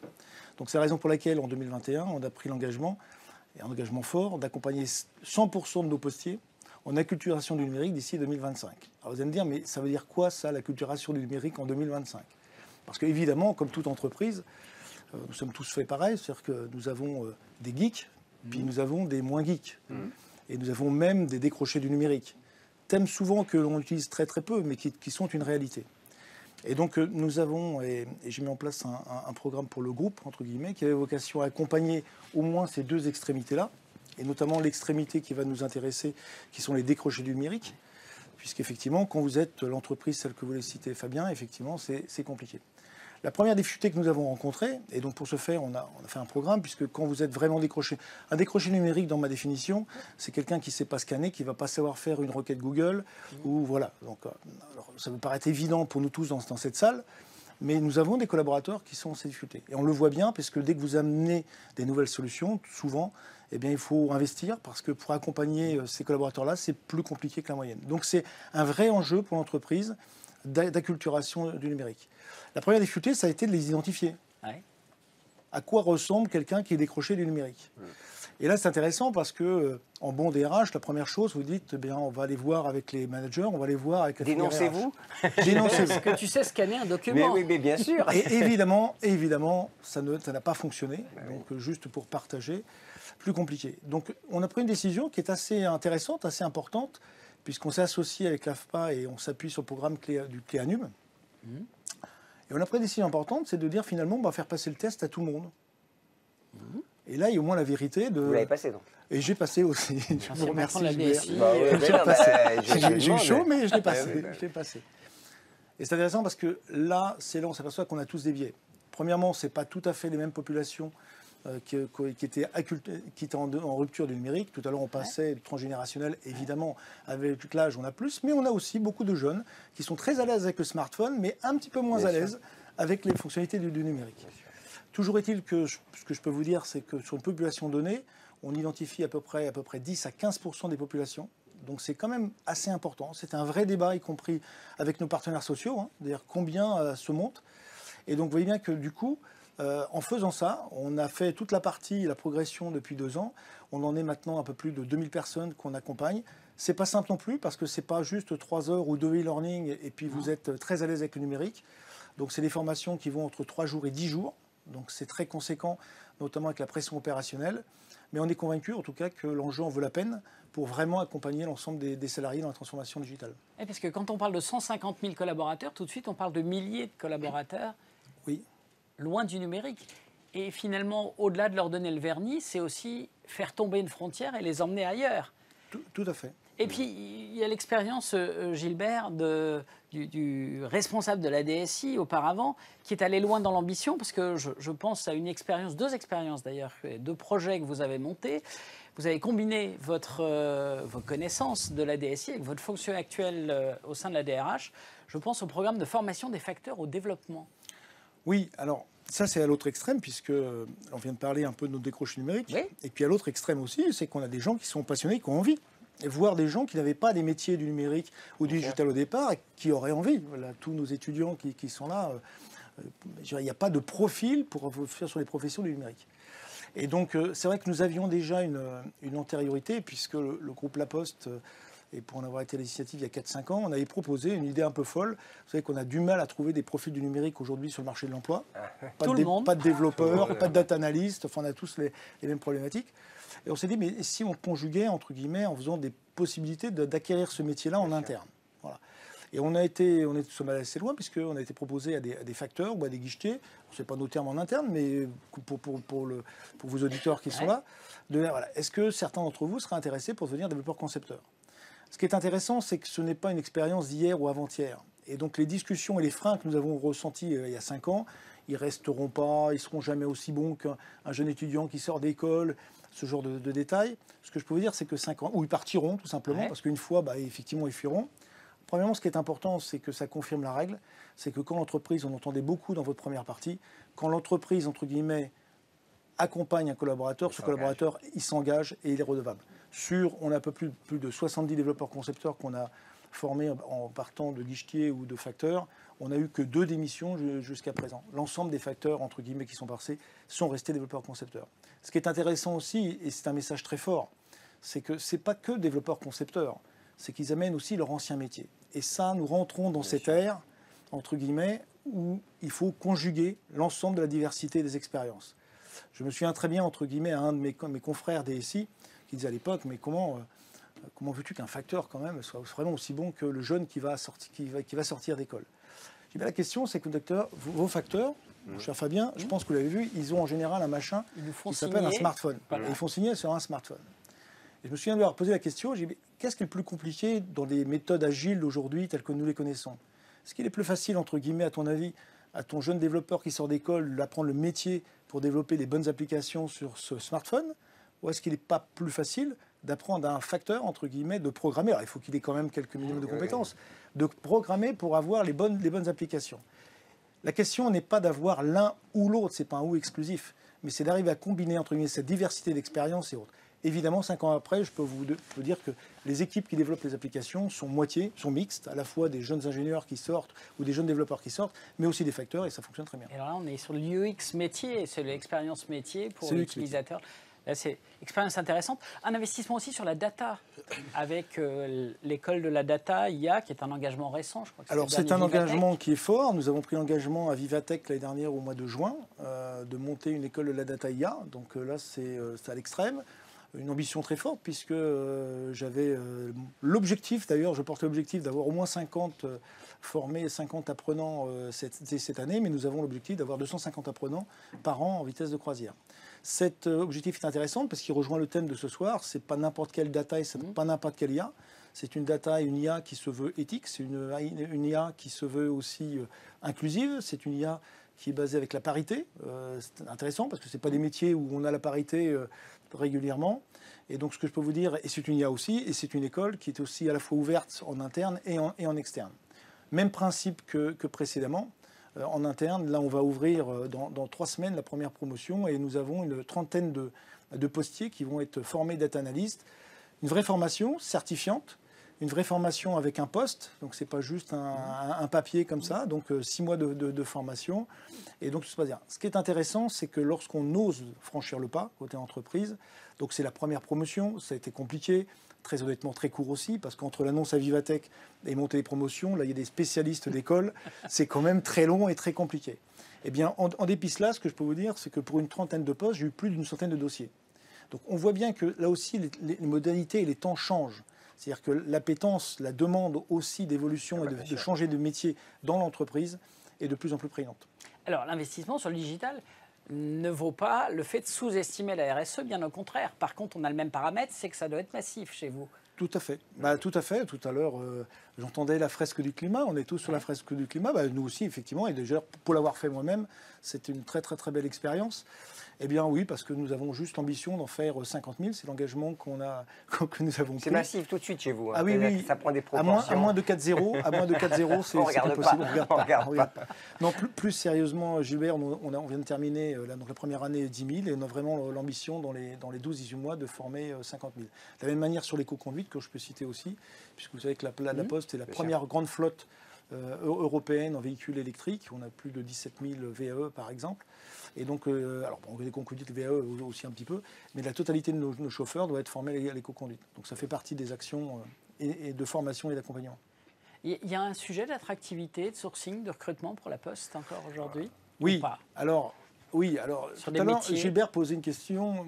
Est-ce qu'il y a une inversion? Poser une question intelligente. Est-ce qu'il y a une inversion des valeurs ou est-ce qu'il y a un rapport de force qui change? Je pense sincèrement que oui. Déjà parce que, évidemment, l'activité économique reprend et n'est pas la même qu'il y a 4-5 ans, très clairement. Et si je prends un exemple particulier qui est l'alternance, et je pense que toutes les entreprises qui sont ici dans ces salles le comprendront. Il y a une ambition gouvernementale qui est claire, 1 million d'alternants. Mais il y a aussi un marché de l'alternance qui a été beaucoup bougé et mouvementé depuis 18 mois. Et pour la première fois, et c'est important pour nous, et notamment nos tuteurs, ce qu'on leur explique, le monde est en train de changer. Pour la première fois en 2021, à la Poste, nous avons à peu près 4 500 alternants par an. Hein. Donc là aussi, c'est tout de suite du volume assez intéressant. Eh bien, nous n'avons pas fait le plein de 4 500 alternants l'année dernière. Pourtant, nous faisons les écoles, nous faisons les salons, nous faisons tout. Et on voit bien que le sens, ce que vous avez parlé depuis le début de cette séance, le sens, nous devons maintenant donner envie, nous devons séduire. Et avant, il était évident, je vous donne un exemple simple. Nous, l'alternant commençait à déposer son dossier, on commençait par lui faire passer un jury. C'est jamais, hein. Voilà. Aujourd'hui, votre jeune, si vous ne lui répondez pas dans les 15 jours, il est parti. Hein. Il va faire autre chose, quoi. Donc oui, c'est pas une inversion totale du rapport de force, mais on sent que le marché, et l'attention est là. L'attention est là. Donc oui, c'est une vraie question.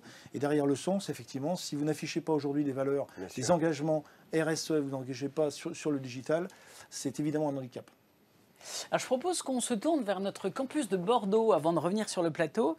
Et je me tourne vers Nathalie Estrada, qui est la DRH de Cdiscount. Chère Nathalie, est-ce que vous m'entendez? C'est Bordeaux. Oui. Bordeaux. Est-ce que vous m'entendez, Nathalie? Nathalie? Oui. Oui. Je vous entends parfaitement. Formidable. Ah, parfait. Alors, Cdiscount, grande maison, on connaît tout, j'espère que tout le monde est client. Plus sérieusement, c'est quoi l'engagement aujourd'hui, la stratégie RSE du groupe Cdiscount? Chère Nathalie. Donc Cdiscount, vous l'avez dit tout à l'heure, le leader français du e-commerce. Oui. On est fiers. On est fiers, exactement. On est résolument aquitain, donc on est doublement fiers d'être ici aujourd'hui. Donc notre engagement RSE, c'est de proposer des produits et des services qui soient les meilleurs pour nos clients. Et effectivement, en se faisant, d'être le leader français, mais aussi d'être un acteur du numérique en Europe et un acteur qui valorise les sujets d'inclusivité, de responsabilité, de solidarité. Parce que vous l'avez dit, on est un acteur du numérique. On sait qu'on a un impact. Il y a du chemin à faire. On ne vous dit pas qu'on est une entreprise parfaite. Je reviens à ce que le DRH de L'Oréal a dit. Et effectivement, nous savons que nous avons un impact. Et donc, depuis toujours, nous travaillons sur nos valeurs. RSE, ça fait partie de notre, je dirais, culture depuis des années de travailler sur ces sujets, de continuer à s'améliorer et de pouvoir, voilà, je dirais, avoir un programme RSE qui a été lancé au démarrage par nos salariés pour la plupart du temps et de continuer sur ces engagements pour qu'ils soient aussi réels et authentiques, parce que je l'ai entendu aussi dans la bouche du DRH de L'Oréal, et nous sommes aussi des férus de la preuve et de s'assurer que nos salariés le vivent au quotidien. Parce qu'afficher des grands discours qui ne se retrouvent pas dans l'entreprise, finalement, il n'y a rien de pire. Et ça rappelle que, alors c'est plus une PME, c'est déjà une grosse ETI. Non. Mais ça rappelle que les salariés aussi poussent et peuvent faire bouger et que tout n'est pas dans une logique descendante. Comment est-ce qu'on décline à travers les différents métiers de Cdiscount cet engagement RSE? Je pense au sourcing, je pense aux opérations, la livraison. Oui, en fait, la RSE au démarrage, je dirais, c'est parti, vous l'avez dit, par des initiatives de salariés. Je vais vous donner un exemple. C'est que probablement qu'on n'appelait pas ça la RSE à l'époque et que c'était des volontés des salariés de s'impliquer. Et je vais prendre l'exemple, ça a commencé par exemple dans les entrepôts. C'est aussi parfois contre-intuitif, mais ce sont nos employés à la logistique et à la supply chain qui ont presque été les plus, je dirais, prégnants sur le sujet, en ayant conscience qu'on avait un impact, notamment sur l'emballage, sur les camions sur la route.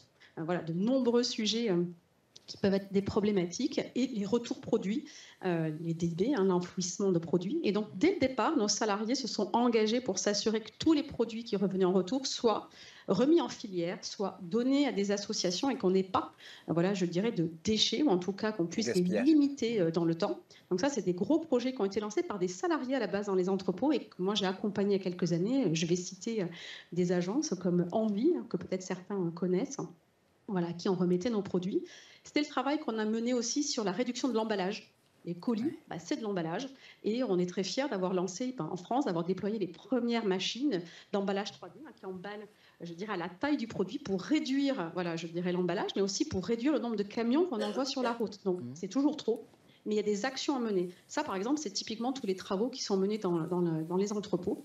Mais également aux achats, vous le dites, le sourcing, c'est de s'assurer qu'on contrôle les usines, nos fournisseurs. On a des marques en propre, de la MDD, donc là évidemment on contrôle et on a des cahiers des charges précis, mais également qu'on puisse aussi contrôler les fournisseurs, que ce soit nearshore ou plus loin, sur les conditions de travail des travailleurs, mais aussi les produits, comment ils les traitent et comment on les ramène jusque dans notre pays, puisque c'est souvent aussi un sujet important pour nos collaborateurs.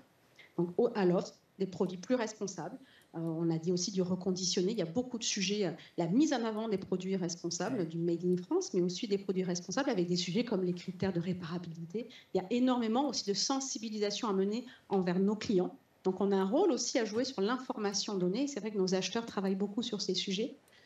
Je dirais nos plus gros enjeux maintenant, et vous l'avez cité, on a commencé très tôt aux achats, on a commencé très tôt à la logistique. C'est venu plus récemment sur l'informatique. Vous l'avez dit, parce que ce n'est pas toujours perçu, mais un des plus gros enjeux que l'on a, c'est notamment la consommation de nos data centers, la façon dont on code, et on peut coder green, si on peut dire, c'est-à-dire de s'assurer aussi de la façon dont on code, de moins recourir à certaines routines, de faire travailler aussi nos data analyses sur la compression. Il y a énormément de sujets qui sont menés dernièrement avec des engagements forts de réduction du côté informatique. Donc, vous voyez que la RSE, elle est partout. Elle est à la RH, évidemment, le capital humain, mais également sur des sujets, vous l'avez dit, de déontologie. J'ai entendu tout à l'heure ce mot-là. C'est aussi d'opérer nos opérations de façon plus déontologique, avec des engagements sur comment nous traitons les données de nos clients, les données de nos salariés, donc tous les grands sujets autour de du DPO notamment.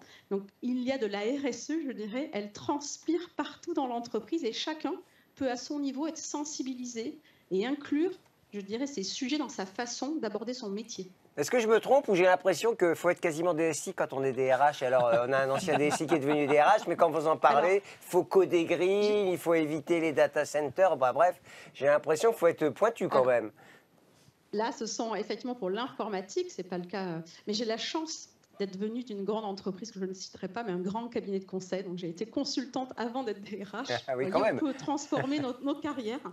Non, quand on parle, par exemple, typiquement, je vous donnais l'exemple dans les entrepôts ou aux achats. Quand on parle à des salariés dans notre entrepôt, ils sont extrêmement sensibilisés et mobilisés sur aussi les gestes du quotidien. Quand on parle de preuves et de montrer aussi, ça peut se jouer sur des quick wins, sur des actions quotidiennes et des choses auxquelles on ne pense pas. On a donné des exemples dans les entrepôts, mais aussi dans nos sièges sociaux, des petits guides qui permettent à chacun de se rappeler aussi les bons gestes à avoir au quotidien au bureau et qu'on peut ramener aussi chez soi d'ailleurs, parce que ça ne s'arrête pas, finalement, ces sujets-là ne s'arrêtent pas à la porte de l'entreprise.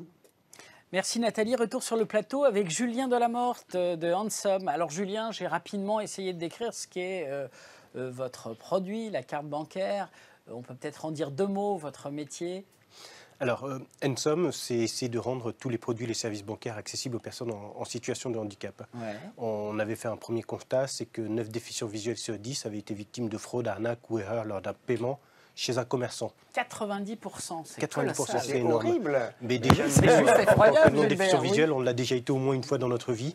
Voilà, donc du coup, pour les déficients visuels, c'est encore plus fort le risque, parce qu'ils n'arrivent pas à lire ce qui est écrit sur un terminal de paiement électronique, comme nous, on pourrait le lire.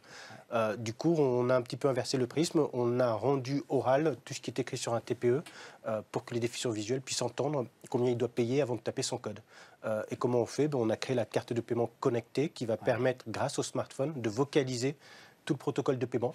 Et ça, on le coproduit avec Thales aujourd'hui. Ah oui, il y a l'industriel et il y a le grand groupe derrière qui vous épaule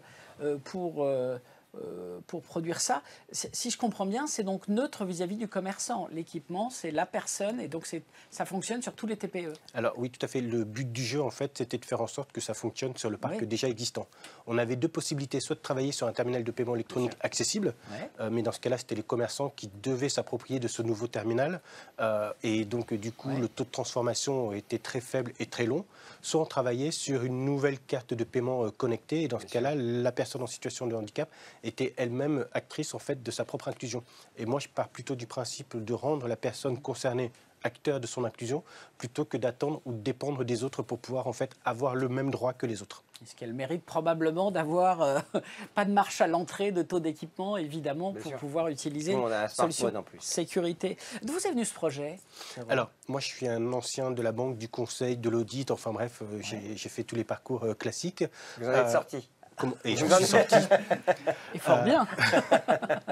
Et à l'inspection de l'ASG, en fait, en étant en situation de handicap, la quarantaine arrivant, j'ai voulu un petit peu concilier les deux mondes, celui de la banque et celui du handicap. Et donc, j'ai commencé par une première cartographie de savoir qu'est-ce qui existait aujourd'hui et qu'est-ce qui pouvait être accessible à tout un chacun, personnes handicap auditif, visuel, moteur ou autre typologie de handicap, puisqu'il y a 144 familles de handicap. Donc voilà, et donc du coup, à partir de là, on a voulu travailler sur la première carte de paiement. Et on a encore plein d'autres chantiers, puisqu'on a des directives européennes qui vont dans notre sens, puisqu'à partir de 2023, les banques doivent proposer des services accessibles, et tellement que ça va dans notre sens aujourd'hui grâce aux directives européennes, que la Banque de France aussi nous soutient aussi pour pouvoir faire avancer ces sujets-là. Oui. Comme employeur aussi, vous avez une vraie stratégie RSE, une vision ou un pari. Vous avez beau être une start-up avec la somme de priorité à gérer, vous avez fait des choix. En préparant cette rencontre, vous me disiez par exemple sur le congé paternité, sur la compréhension, la perception du handicap. Racontez-moi, vous avez fait des choix audacieux. En effet, moi je pars du prisme qu'en fait, pour qu'il y ait une égalité pure et parfaite, par exemple, de la femme et de l'homme dans le monde de l'emploi, il faut que tout simplement les deux aient les mêmes contraintes ou les mêmes avantages. Une femme a la contrainte naturelle de porter un bébé, l'homme ne l'a pas, mais par contre on peut lui imposer d'avoir en fait le même congé paternité que le congé maternité, c'est-à-dire les 3-6 mois en fonction de la convention collective sur laquelle on a. Et nous, chez Handsome, on aimerait bien aller jusqu'au bout de ce process où les hommes comme les femmes auraient la même durée de congé paternité ou maternité. Pour aller même encore plus loin que ça, on peut comparer aussi le congé maternité d'une femme qui met au monde un enfant et d'une femme qui adopte un enfant. Un homme qui adopte un enfant, il a droit aussi à ses 28 jours. Une femme qui adopte un enfant a le droit à ses 3 mois. Pourquoi? Nous, on aimerait bien aller plus loin et faire en sorte que même l'homme qui adopte aurait les mêmes droits que la femme qui adopte. J'ai su adopter aussi, donc je connais bien le sujet. Et alors le sujet de la perception, de la compréhension du handicap, sachant que c'est aussi votre cœur d'activité, vous avez une stratégie originale pour vos nouveaux recrutés? Oui, tout à fait. Donc nous, en fait, moi je suis en situation de handicap, vous l'avez dit au tout début, je suis déficient auditif, je porte mes prothèses auditives, et donc c'est pas à moi de me rendre en fait au niveau de mes collaborateurs en étant handicapé, en ayant les accessoires, mais c'est plutôt à mes collaborateurs de se mettre à mon niveau de handicap, c'est-à-dire que si j'entends pas, il me répète ou il me reparle, il fait savoir, enfin en tous les cas, c'est à lui d'avoir mon feedback, comme quoi j'ai bien entendu. Et comme on est sur une typologie de handicap déficient visuel aussi, nos collaborateurs doivent travailler et avoir une immersion avec les yeux bandés pendant une semaine quand ils viennent chez nous pour qu'ils puissent enfin comprendre le besoin et comprendre un petit peu les problématiques rencontrées. Et donc face à ça, on a de très bons retours et donc du coup, ça nous permet de nous développer plus facilement. Alors, ce qui est intéressant et qui montre que la stratégie RSE, elle a aussi un sens du point de vue business, vous me disiez, en fait, on sous-estime souvent l'impact du handicap sur le business lui-même. Et qu'a fortiori, le fait d'investir sur l'accessibilité est générateur de business. Vous aviez un exemple de e-commerçant, par exemple. Tout à fait. Il y avait, par exemple, un site de chez Oshop, qui est filiale de Carrefour, ou de, enfin bref, Carrefour, qui, à un moment donné, avait changé leur langage, en fait, HTML pour passer en React Native. Et ils recevaient des retours clients disant « Ah, mais je ne comprends pas, c'est pas accessible, etc. » Et pourtant, les développeurs regardaient, c'était bien accessible. Sauf qu'ils n'avaient pas pris le prisme que ce n'était plus accessible pour les déficients visuels. Et donc, ils avaient perdu une grosse part de marché pour cette population-là. Je crois que de chiffres, c'était entre 15 et 18%. Et donc, ils sont revenus en arrière en reprenant l'accessibilité pour cette population-là. Puisque l'audio-description des produits ou tout simplement l'oralisation des références est très importante pour cette population-là. Et souvent, on oublie que quand on fait de l'amélioration digitale, on oublie que si ce n'est pas accessible, on creuse l'écart pour cette population-là. Et donc, il faut faire attention à ça. Alors Julien, je propose qu'on se tourne vers le campus d'Angers. On va retourner à Angers, le campus de l'ESCA, et on va se tourner vers Hélène Turbet, qui est la responsable ressources humaines du Crédit Agricole Maine. Bonsoir. Oui, chère Hélène, bonsoir. Oui. Alors, vous êtes un métier complémentaire ou peut-être que vous aurez dans votre environnement à distribuer la carte bancaire de Julien.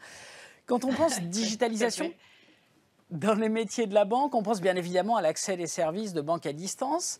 Ici, on parle de l'hybridation nécessaire entre cette digitalisation, les enjeux RSE, ce qu'on questionne depuis le début de cette rencontre sous l'angle environnemental. Comment est-ce qu'on combine les deux dimensions au sein de votre caisse du Crédit Agricole Maine-Anjou? Oui, alors c'est une question très intéressante effectivement sur le métier de banquier et au Crédit Agricole Anjou-Maine. En fait, les deux volets se ressentent bien dans le métier. Clairement, parce qu'un certain nombre de nos opérations, et vous le savez tous, nos clients, ils le font à distance, et puis ils ont envie de le faire à distance, et ça leur va bien comme ça. Et en même temps, le travail de notre caisse régionale sur son territoire, c'est aussi de pouvoir accompagner les clients dans la transformation, la transition énergétique aussi, qu'ils vivent dans finalement leur quotidien. Alors on a des clients entreprises, des clients professionnels, des agriculteurs qu'il faut accompagner. Et ça, c'est éminemment territoire, présence aux côtés des clients. Donc le volet digital et RSE, on le sent bien dans ce métier.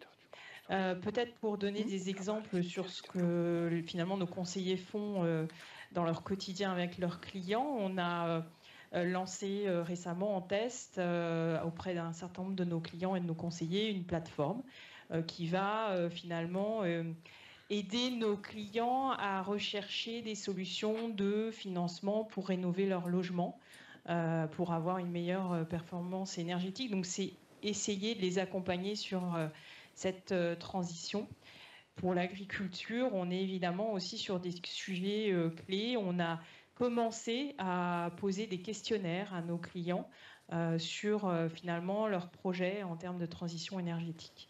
Voilà, donc des réalités dans ce métier. Et puis peut-être un dernier exemple que je trouve aussi intéressant dans ce que vivent nos salariés. En fait, on a mis en place cette année ce qu'on appelle l'Anjou Maine Tour. Donc en fait, nos salariés vont rencontrer des clients sur le territoire de nos 3 départements qui ont besoin d'être aidés sur le numérique. En fait, on fait de l'inclusion numérique de nos clients parce que c'est pas facile pour eux toujours d'utiliser toutes les applications de la banque, de comprendre le site internet de la banque. Et comme on disait tout à l'heure, c'est pas une question d'âge. Donc en fait, on rencontre des clients de tous les âges sur le sujet. Et comment est-ce que les nouvelles recrues, notamment, intègrent cette transformation du métier bancaire? Quelle est leur sensibilité sur le sujet? Alors, pour eux, c'est important. Le volet RSE fait partie des questions que nous avons régulièrement. Ils attendent que nous, finalement, financeurs, on soit aussi très concrètement acteurs de ces transformations-là. C'est important pour eux, ça donne du sens à leur travail. Voilà, donc clairement, c'est des questions que nous avons en recrutement. Mais pas que finalement, pas que les personnes que nous recrutons, c'est une attente des salariés de l'entreprise. Ça se retrouve vraiment régulièrement dans les enquêtes qu'on peut faire. On fait des enquêtes d'opinion auprès de nos salariés tous les 2 ans. Et c'est un sujet qui monte véritablement dans les attentes des collaborateurs. Donc aujourd'hui, ils sont vraiment satisfaits que l'entreprise prenne en charge ces sujets-là dans l'accompagnement d'évolution de leurs compétences. Vous partagez entre caisses régionales, parce que je crois que les stratégies sont finalement élaborées, vécues par chacune des caisses. Est-ce qu'on partage, est-ce qu'on benchmark au sein du réseau de cette grande maison? L'enjeu face aux autres régions. Il n'est pas certain que Nantes ait la même stratégie. Il n'y a pas de compète. Non, mais c'est intéressant parce que c'est vrai que c'est la force de toutes ces caisses régionales. On expérimente en fait pas mal de choses entre caisses régionales et on s'apporte mutuellement ces expériences. Sur le RSE, on n'est pas partis tous sur les mêmes sujets. Je parlais de la plateforme que nous testons. Beaucoup de caisses régionales ne testent pas cette plateforme, font des choix différents. Et du coup, après, on échange sur ce qui marche, sur ce qu'il faut faire différemment entre nous. Donc c'est une vraie force, c'est clair. Oui. Julien veut réagir. Je peux confirmer une chose, c'est que nous, par exemple, avec Ensom, on a fait une expérimentation en caisse régionale de Normandie-Seine et que nous arrivons maintenant au niveau de Normandie, de Centre et dans d'autres régions. Donc peut-être celle d'Anjou. Bientôt chez Hélène. Peut-être en Anjoumaine. Bientôt chez Hélène. Le tour d'Anjoumaine, c'est ça? Oui, c'est ça. C'est une belle région. Frédéric Scavenec, merci Hélène. Je me tourne vers vous. Vous êtes associé d'Enjeux Dirigeants, un cabinet d'out placement. Depuis le début, on parle... Alors vous accompagnez plutôt des seniors, des dirigeants, des gens qui ont construit une carrière. Comment sont-ils positionnés? Parce que depuis le début, on oscille entre, oui, les jeunes poussent, mais finalement, il n'y a pas que dans l'entreprise. Tout le corps social est questionné par nos sujets digitaux, mais aussi de la RSE. Comment ces gens que vous accompagnez, ces professionnels, vivent les enjeux digitaux et RSE? Alors nous, la moyenne des dirigeants qu'on accompagne, la moyenne d'âge, c'est 52 ans, avec quelques extrêmes, qui vont de... Vous me regardez pour 40... Pas du tout, j'allais dire de 41 ans. Oh non, seulement. Voilà, à 60 ans. Non, mais du coup, je reviens sur la responsabilité sociétale. Moi, j'ai fait le chemin inverse de madame, donc j'ai passé 30 ans dans des directions des ressources humaines pour être maintenant consultant. Et aujourd'hui, la responsabilité sociétale de l'entreprise, quelle est-elle? 80% de ces personnes que nous accompagnons sont des personnes qui sont licenciées, pas pour des raisons individuelles, donc parce qu'il y a un changement de gouvernance, parce qu'il y a un changement de fond, parce que la famille éclate, parce que des crises économiques, on en a vécu quelques-unes ces dernières années. Voilà, donc la responsabilité sociétale de l'entreprise, qui à la fois met à la porte des gens de 57 ou 59 ans, mais en même temps paye Enjeux Dirigeants pour les accompagner vers le prochain challenge professionnel. Ça, c'est le premier point. Le deuxième point, je pense que on parle beaucoup de ces changements, de la digitalisation, mais en même temps, ces dirigeants qui ont 53, 55, 57 ans, je ne vous regarde pas, monsieur. Je vends la poste comme une entreprise très moderne aux personnes que j'accompagne. Ils ont vécu d'autres crises. Voilà. Donc, pour certains, j'ai pensé à une cliente qui a vendu des cassettes vidéo et voilà, la cassette vidéo ayant disparu, elle est passée à d'autres sujets pour maintenant négocier du contenu auprès d'un Netflix ou d'autres plateformes. Ils ont déjà vécu ces changements. Quelqu'un qui travaillait dans la presse il y a 20 ans a vécu la digitalisation, la full digitalisation de la presse, avec les crises qu'on connaît dans la presse. Donc ce changement de la digitalisation, c'est un changement comme les autres changements, c'est une crise pour eux comme les autres crises. Pour la partie RSE, je pense qu'ils sont impliqués et ils sont engagés à titre personnel. Voilà, ils vivent ce besoin de RSE, ils vivent ce besoin de recherche de sens, et donc il y a une vraie conscience individuelle. C'est des personnes qui ont un peu moins d'enjeux puisqu'elles sont plus âgées. Pour moi, c'est une vraie chance pour les ETI, et j'entendais dans la table ronde précédente Laurent. Voilà, ces gens qui sont licenciés d'un CAC 40, qui sont licenciés de plus grosses entreprises, c'est une vraie chance pour les ETI parce qu'ils se posent, leurs projets évoluent complètement entre le démarrage de l'accompagnement et la fin. Donc ils démarrent avec « je veux rejoindre un CAC 40 », avec le même poste, le même statut, les mêmes responsabilités, les mêmes avantages. Voilà. Et puis au bout de quelques mois, le temps faisant, il y a une autre conscience. Et moi, j'ai quand même eu deux personnes accompagnées, une dont le projet était de rejoindre une entreprise qui soit carbone négative. Voilà. Donc le brief, voilà de l'ambition.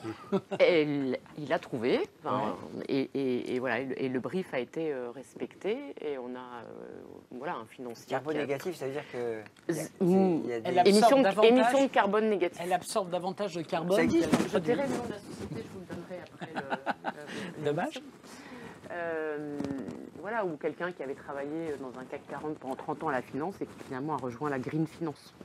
Voilà, donc c'est au cœur de leurs préoccupations aussi. Comment est-ce que vous les accompagnez pour les acculturer aussi, transmettre? Parce que c'est pas homogène non plus, cette appropriation des sujets RSE. Oui, bien sûr, on a parlé. Les facteurs. Les décrochés, les décrochés du on me dit de ne pas toucher à votre micro, s'il vous plaît, parce que vous allez empêcher nos auditeurs d'écouter. Excusez-moi. Mais je ne suis pas sûre qu'ils soient décrochés du numérique. Donc autant il y a 10 ans, j'ai vu des gens arriver, donc j'ai travaillé longtemps chez L'Oréal, au recrutement, j'ai vu des gens arriver sans profil LinkedIn. Voilà, aujourd'hui, j'ai plus un dirigeant qui arrive sans profil LinkedIn. Et ils sont clients, ils utilisent des cartes bancaires, ils utilisent des applis. Et pour rejoindre le sujet de la digitalisation, la digitalisation aujourd'hui, c'est l'accès total à l'information, quasiment gratuitement, à n'importe quelle heure du jour et de la nuit. Donc ce sont les MOOC auxquels ils vont s'inscrire, les certificats qu'ils vont aller suivre en cherchant le logo de telle ou telle université. C'est un état d'esprit, c'est une curiosité, et nous on les accompagne aussi via des conférences, via du collectif, via des effets miroirs, via des témoignages, pour les emmener vers cette nouvelle sensibilité. Elisabeth Gressieux, vous qui êtes, je me tourne vers vous, j'ai envie de vous faire réagir à ce qu'on entend depuis tout à l'heure. Vous avez bien connu le monde de l'entreprise, vous observez de près les transformations en cours. Vous siégez dans de nombreux comités éthiques aussi, donc vous êtes en prise avec le monde de l'entreprise. Comment est-ce que vous réagissez à tout ce qu'on vient d'entendre sur l'appropriation par les DRH, par les entreprises, de ces doubles enjeux RSE et digitalisation? Alors déjà, je constate que toutes les entreprises sont très engagées, que ce soit sur un sujet ou sur l'autre. C'est quelque chose de récurrent, de très positif, puisqu'il n'y a pas certaines entreprises qui font l'autruche ou qui, tout le monde a parlé de plein d'initiatives très, très différentes. Donc ça, je trouve ça déjà très positif. C'est, je crois, quelque chose qui va nous aider justement à prendre en compte de plus en plus cette urgence, non seulement écologique, mais aussi sociale. Et c'est le deuxième point. C'est-à-dire que dans les discours, et à raison, on ne se focalise pas que sur un sujet ou sur l'autre, mais il faut aborder transition, j'irai même plus loin, cette transition, oui, digitale, sociale, sociétale, écologique. Et puis moi, je suis en éthique, je parle toujours un petit peu d'éthique en plus. Donc ça, c'est le deuxième point qui attire mon attention. Et c'est vrai que nous aussi, dans la formation à l'ESCA, et j'imagine que d'autres écoles font la même chose, c'est d'hybrider justement ces compétences, d'essayer de faire prendre conscience à nos étudiants que les enjeux, ils ne sont pas strictement environnementaux ou strictement sociaux. Et je vois que les entreprises, effectivement, vont dans le même sens. Donc, on essaye de donner des formations aussi un peu transversales et englobantes. Mais est-ce que quand on parle de bienveillance, c'est quelque chose Oui. qui résonne? Parce que bienveillance vis-à-vis de la nature, bienveillance vis-à-vis des collaborateurs, c'est un mot qui synthétise bien le mouvement qui s'opère ou c'est un peu too much? C'est un peu, alors oui, on l'utilise beaucoup depuis quelque temps, on le met un petit peu à toutes les sauces, peut-être plus que bienveillance, et là c'est mon biais, je parlerai effectivement d'éthique, parce que derrière la bienveillance, il y a aussi là, cette notion de responsabilité. On est bienveillant, mais à un moment donné, il faut aussi être ferme parfois, il faut prendre des décisions parfois dures, je pense notamment à des DRH, parfois il faut licencier, etc. Là on pourrait dire, bon, on n'est pas bienveillant. Et pour autant, il y a des façons éthiques et responsables peut-être de licencier si jamais il faut en revenir à là. Donc bien évidemment, la bienveillance est quelque part derrière la bienveillance, je pense qu'aussi on peut mettre l'idée d'empathie. Et de plus en plus, on a ce mécanisme d'empathie, se mettre à la place d'eux, comme par exemple l'expérience que vous avez décrite, qui est à mon sens formidable en termes d'impact pédagogique, cette capacité à se mettre à la place d'eux, à s'imaginer à la place de l'autre. Ça, c'est au fondement de la démarche éthique responsable. En tout cas, c'est un potentiel d'apprentissage extrêmement fort. Bravo. La réglementation peut être un accélérateur, je pense au domaine bancaire, notamment dans lequel le volet RSE, le fléchage de l'investissement vers le vert avec les nouvelles réglementations européennes sont des facteurs d'accélération. Alors, un facteur d'accélération, effectivement, dans l'entreprise, ça a été la réglementation. Effectivement, alors dans le domaine financier, depuis la dernière crise financière, on a vu les normes, le nombre de normes et de réglementations augmenter de façon exponentielle. C'est une des façons par, j'allais dire, la contrainte et puis la sanction si la contrainte n'est pas prise en compte. Et puis, on voit de plus en plus, donc là, on a un retour vraiment depuis 10-15 ans, on a effectivement pris le chemin de la conformité, ce qu'on appelle compliance en anglais, qu'on traduit par conformité en France. Toutes les entreprises vont de ce sens-là pour essayer de mettre des normes, notamment justement environnementales et sociales. Et donc, toutes les entreprises, grandes entreprises, mais même les ETI, ont des rapports RSE avec des normes, doivent répondre à un certain nombre d'informations, par exemple concernant le devoir de vigilance pour les plus grandes, on a un certain nombre de critères à communiquer. Donc effectivement, la compliance et tous ces reportings que l'on met en œuvre, qui deviennent obligatoires, sont importantes pour mettre en œuvre toutes ces politiques et démontrer justement la justesse du propos. On a parlé tout à l'heure justement que ce ne soit pas simplement un discours, la RSE, mais il faut que ça passe dans les actes. Passer dans les actes, il faut démontrer. Il faut démontrer que l'on fait effectivement des choses. Il faut joindre le geste à la parole. Et ça, les jeunes, on le voit avec les étudiants, posent de plus en plus de questions aux entreprises. Qu'est-ce que vous faites vraiment? Vous avez un discours, mais qu'en est-il effectivement Vraiment, des actes? Et parfois, ce n'est pas toujours évident de se rendre compte que l'entreprise a déployé une montagne d'initiatives, d'efforts, et parfois on s'en rend mal compte, ou en tout cas on a beaucoup de mal, même si on est bien intentionné, on a beaucoup de mal parfois à le démontrer.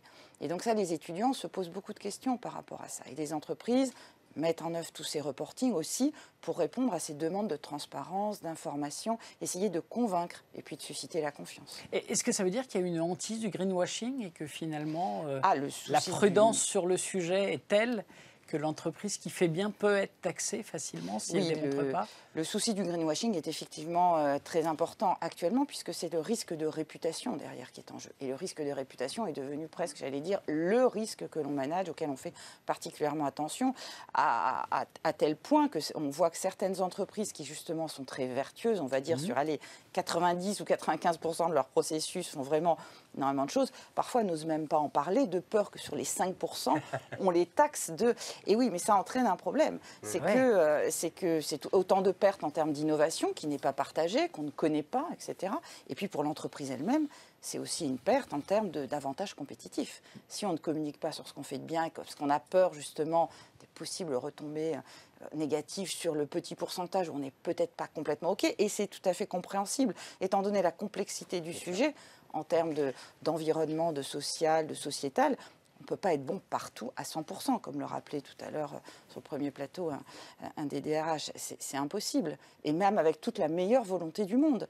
Et je pense que toutes les entreprises ce soir qui étaient présentes ont démontré vraiment une bonne volonté. Je pense que personne ne fait ça. Les meilleurs. Voilà, on ne cherche pas à manipuler. Il n'y a pas, je pense, une volonté manifeste dans les intentions de manipuler. C'est simplement que la chose est extrêmement complexe. Et que qui dit complexité dit temps. Il faut du temps pour tout mettre en œuvre, pour essayer de faire une transition qui va s'étaler sur des décennies. Il y a un signe qui ne trompe pas, je ne sais pas si en tout cas qui démontre l'ambition que vous portez, c'est que nos financiers qui sont parfois cyniques, qui sont parfois intéressés par des sujets de rentabilité, eh bien eux, ils mettent dans leur souci d'investissement ces dimensions et ces dimensions green, ces dimensions de transformation, et ils investiraient plus sur des modèles qui seraient déjà anciens. Et c'est peut-être un signe pour aller dans le sens de tout ce que vous disiez. Il n'y a pas le choix vraiment. Si la finance s'y met, c'est qu'a priori, il y a un mouvement. Et petite question que je vous livre sans transition, puisque j'ai un contrat moral avec les gens qui nous suivent à distance.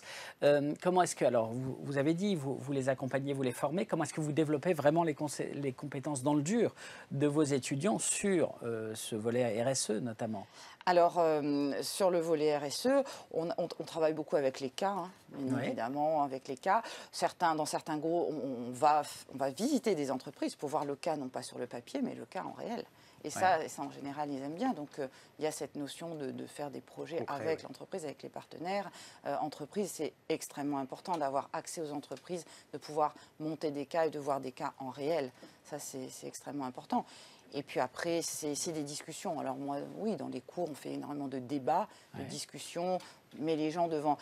C'est la prise de recul et en même temps, on les met devant certaines contradictions du système qui sont extrêmement nombreuses. On veut faire parfois du social, mais ça a un impact négatif sur l'environnemental ou vice-versa. On les met devant des dilemmes, on débat et on essaye de trouver la solution la moins pire.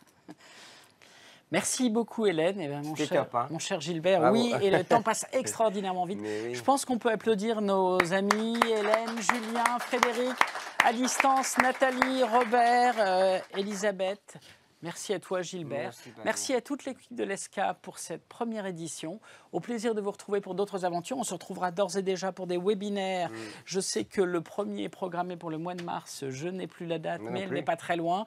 Vous aurez le plaisir de retrouver à l'animation Gilbert. Votre serviteur. Merci à tous. Au plaisir de vous retrouver pour d'autres aventures. Et bravo à tous. Merci. Merci. Merci à nos amis à distance.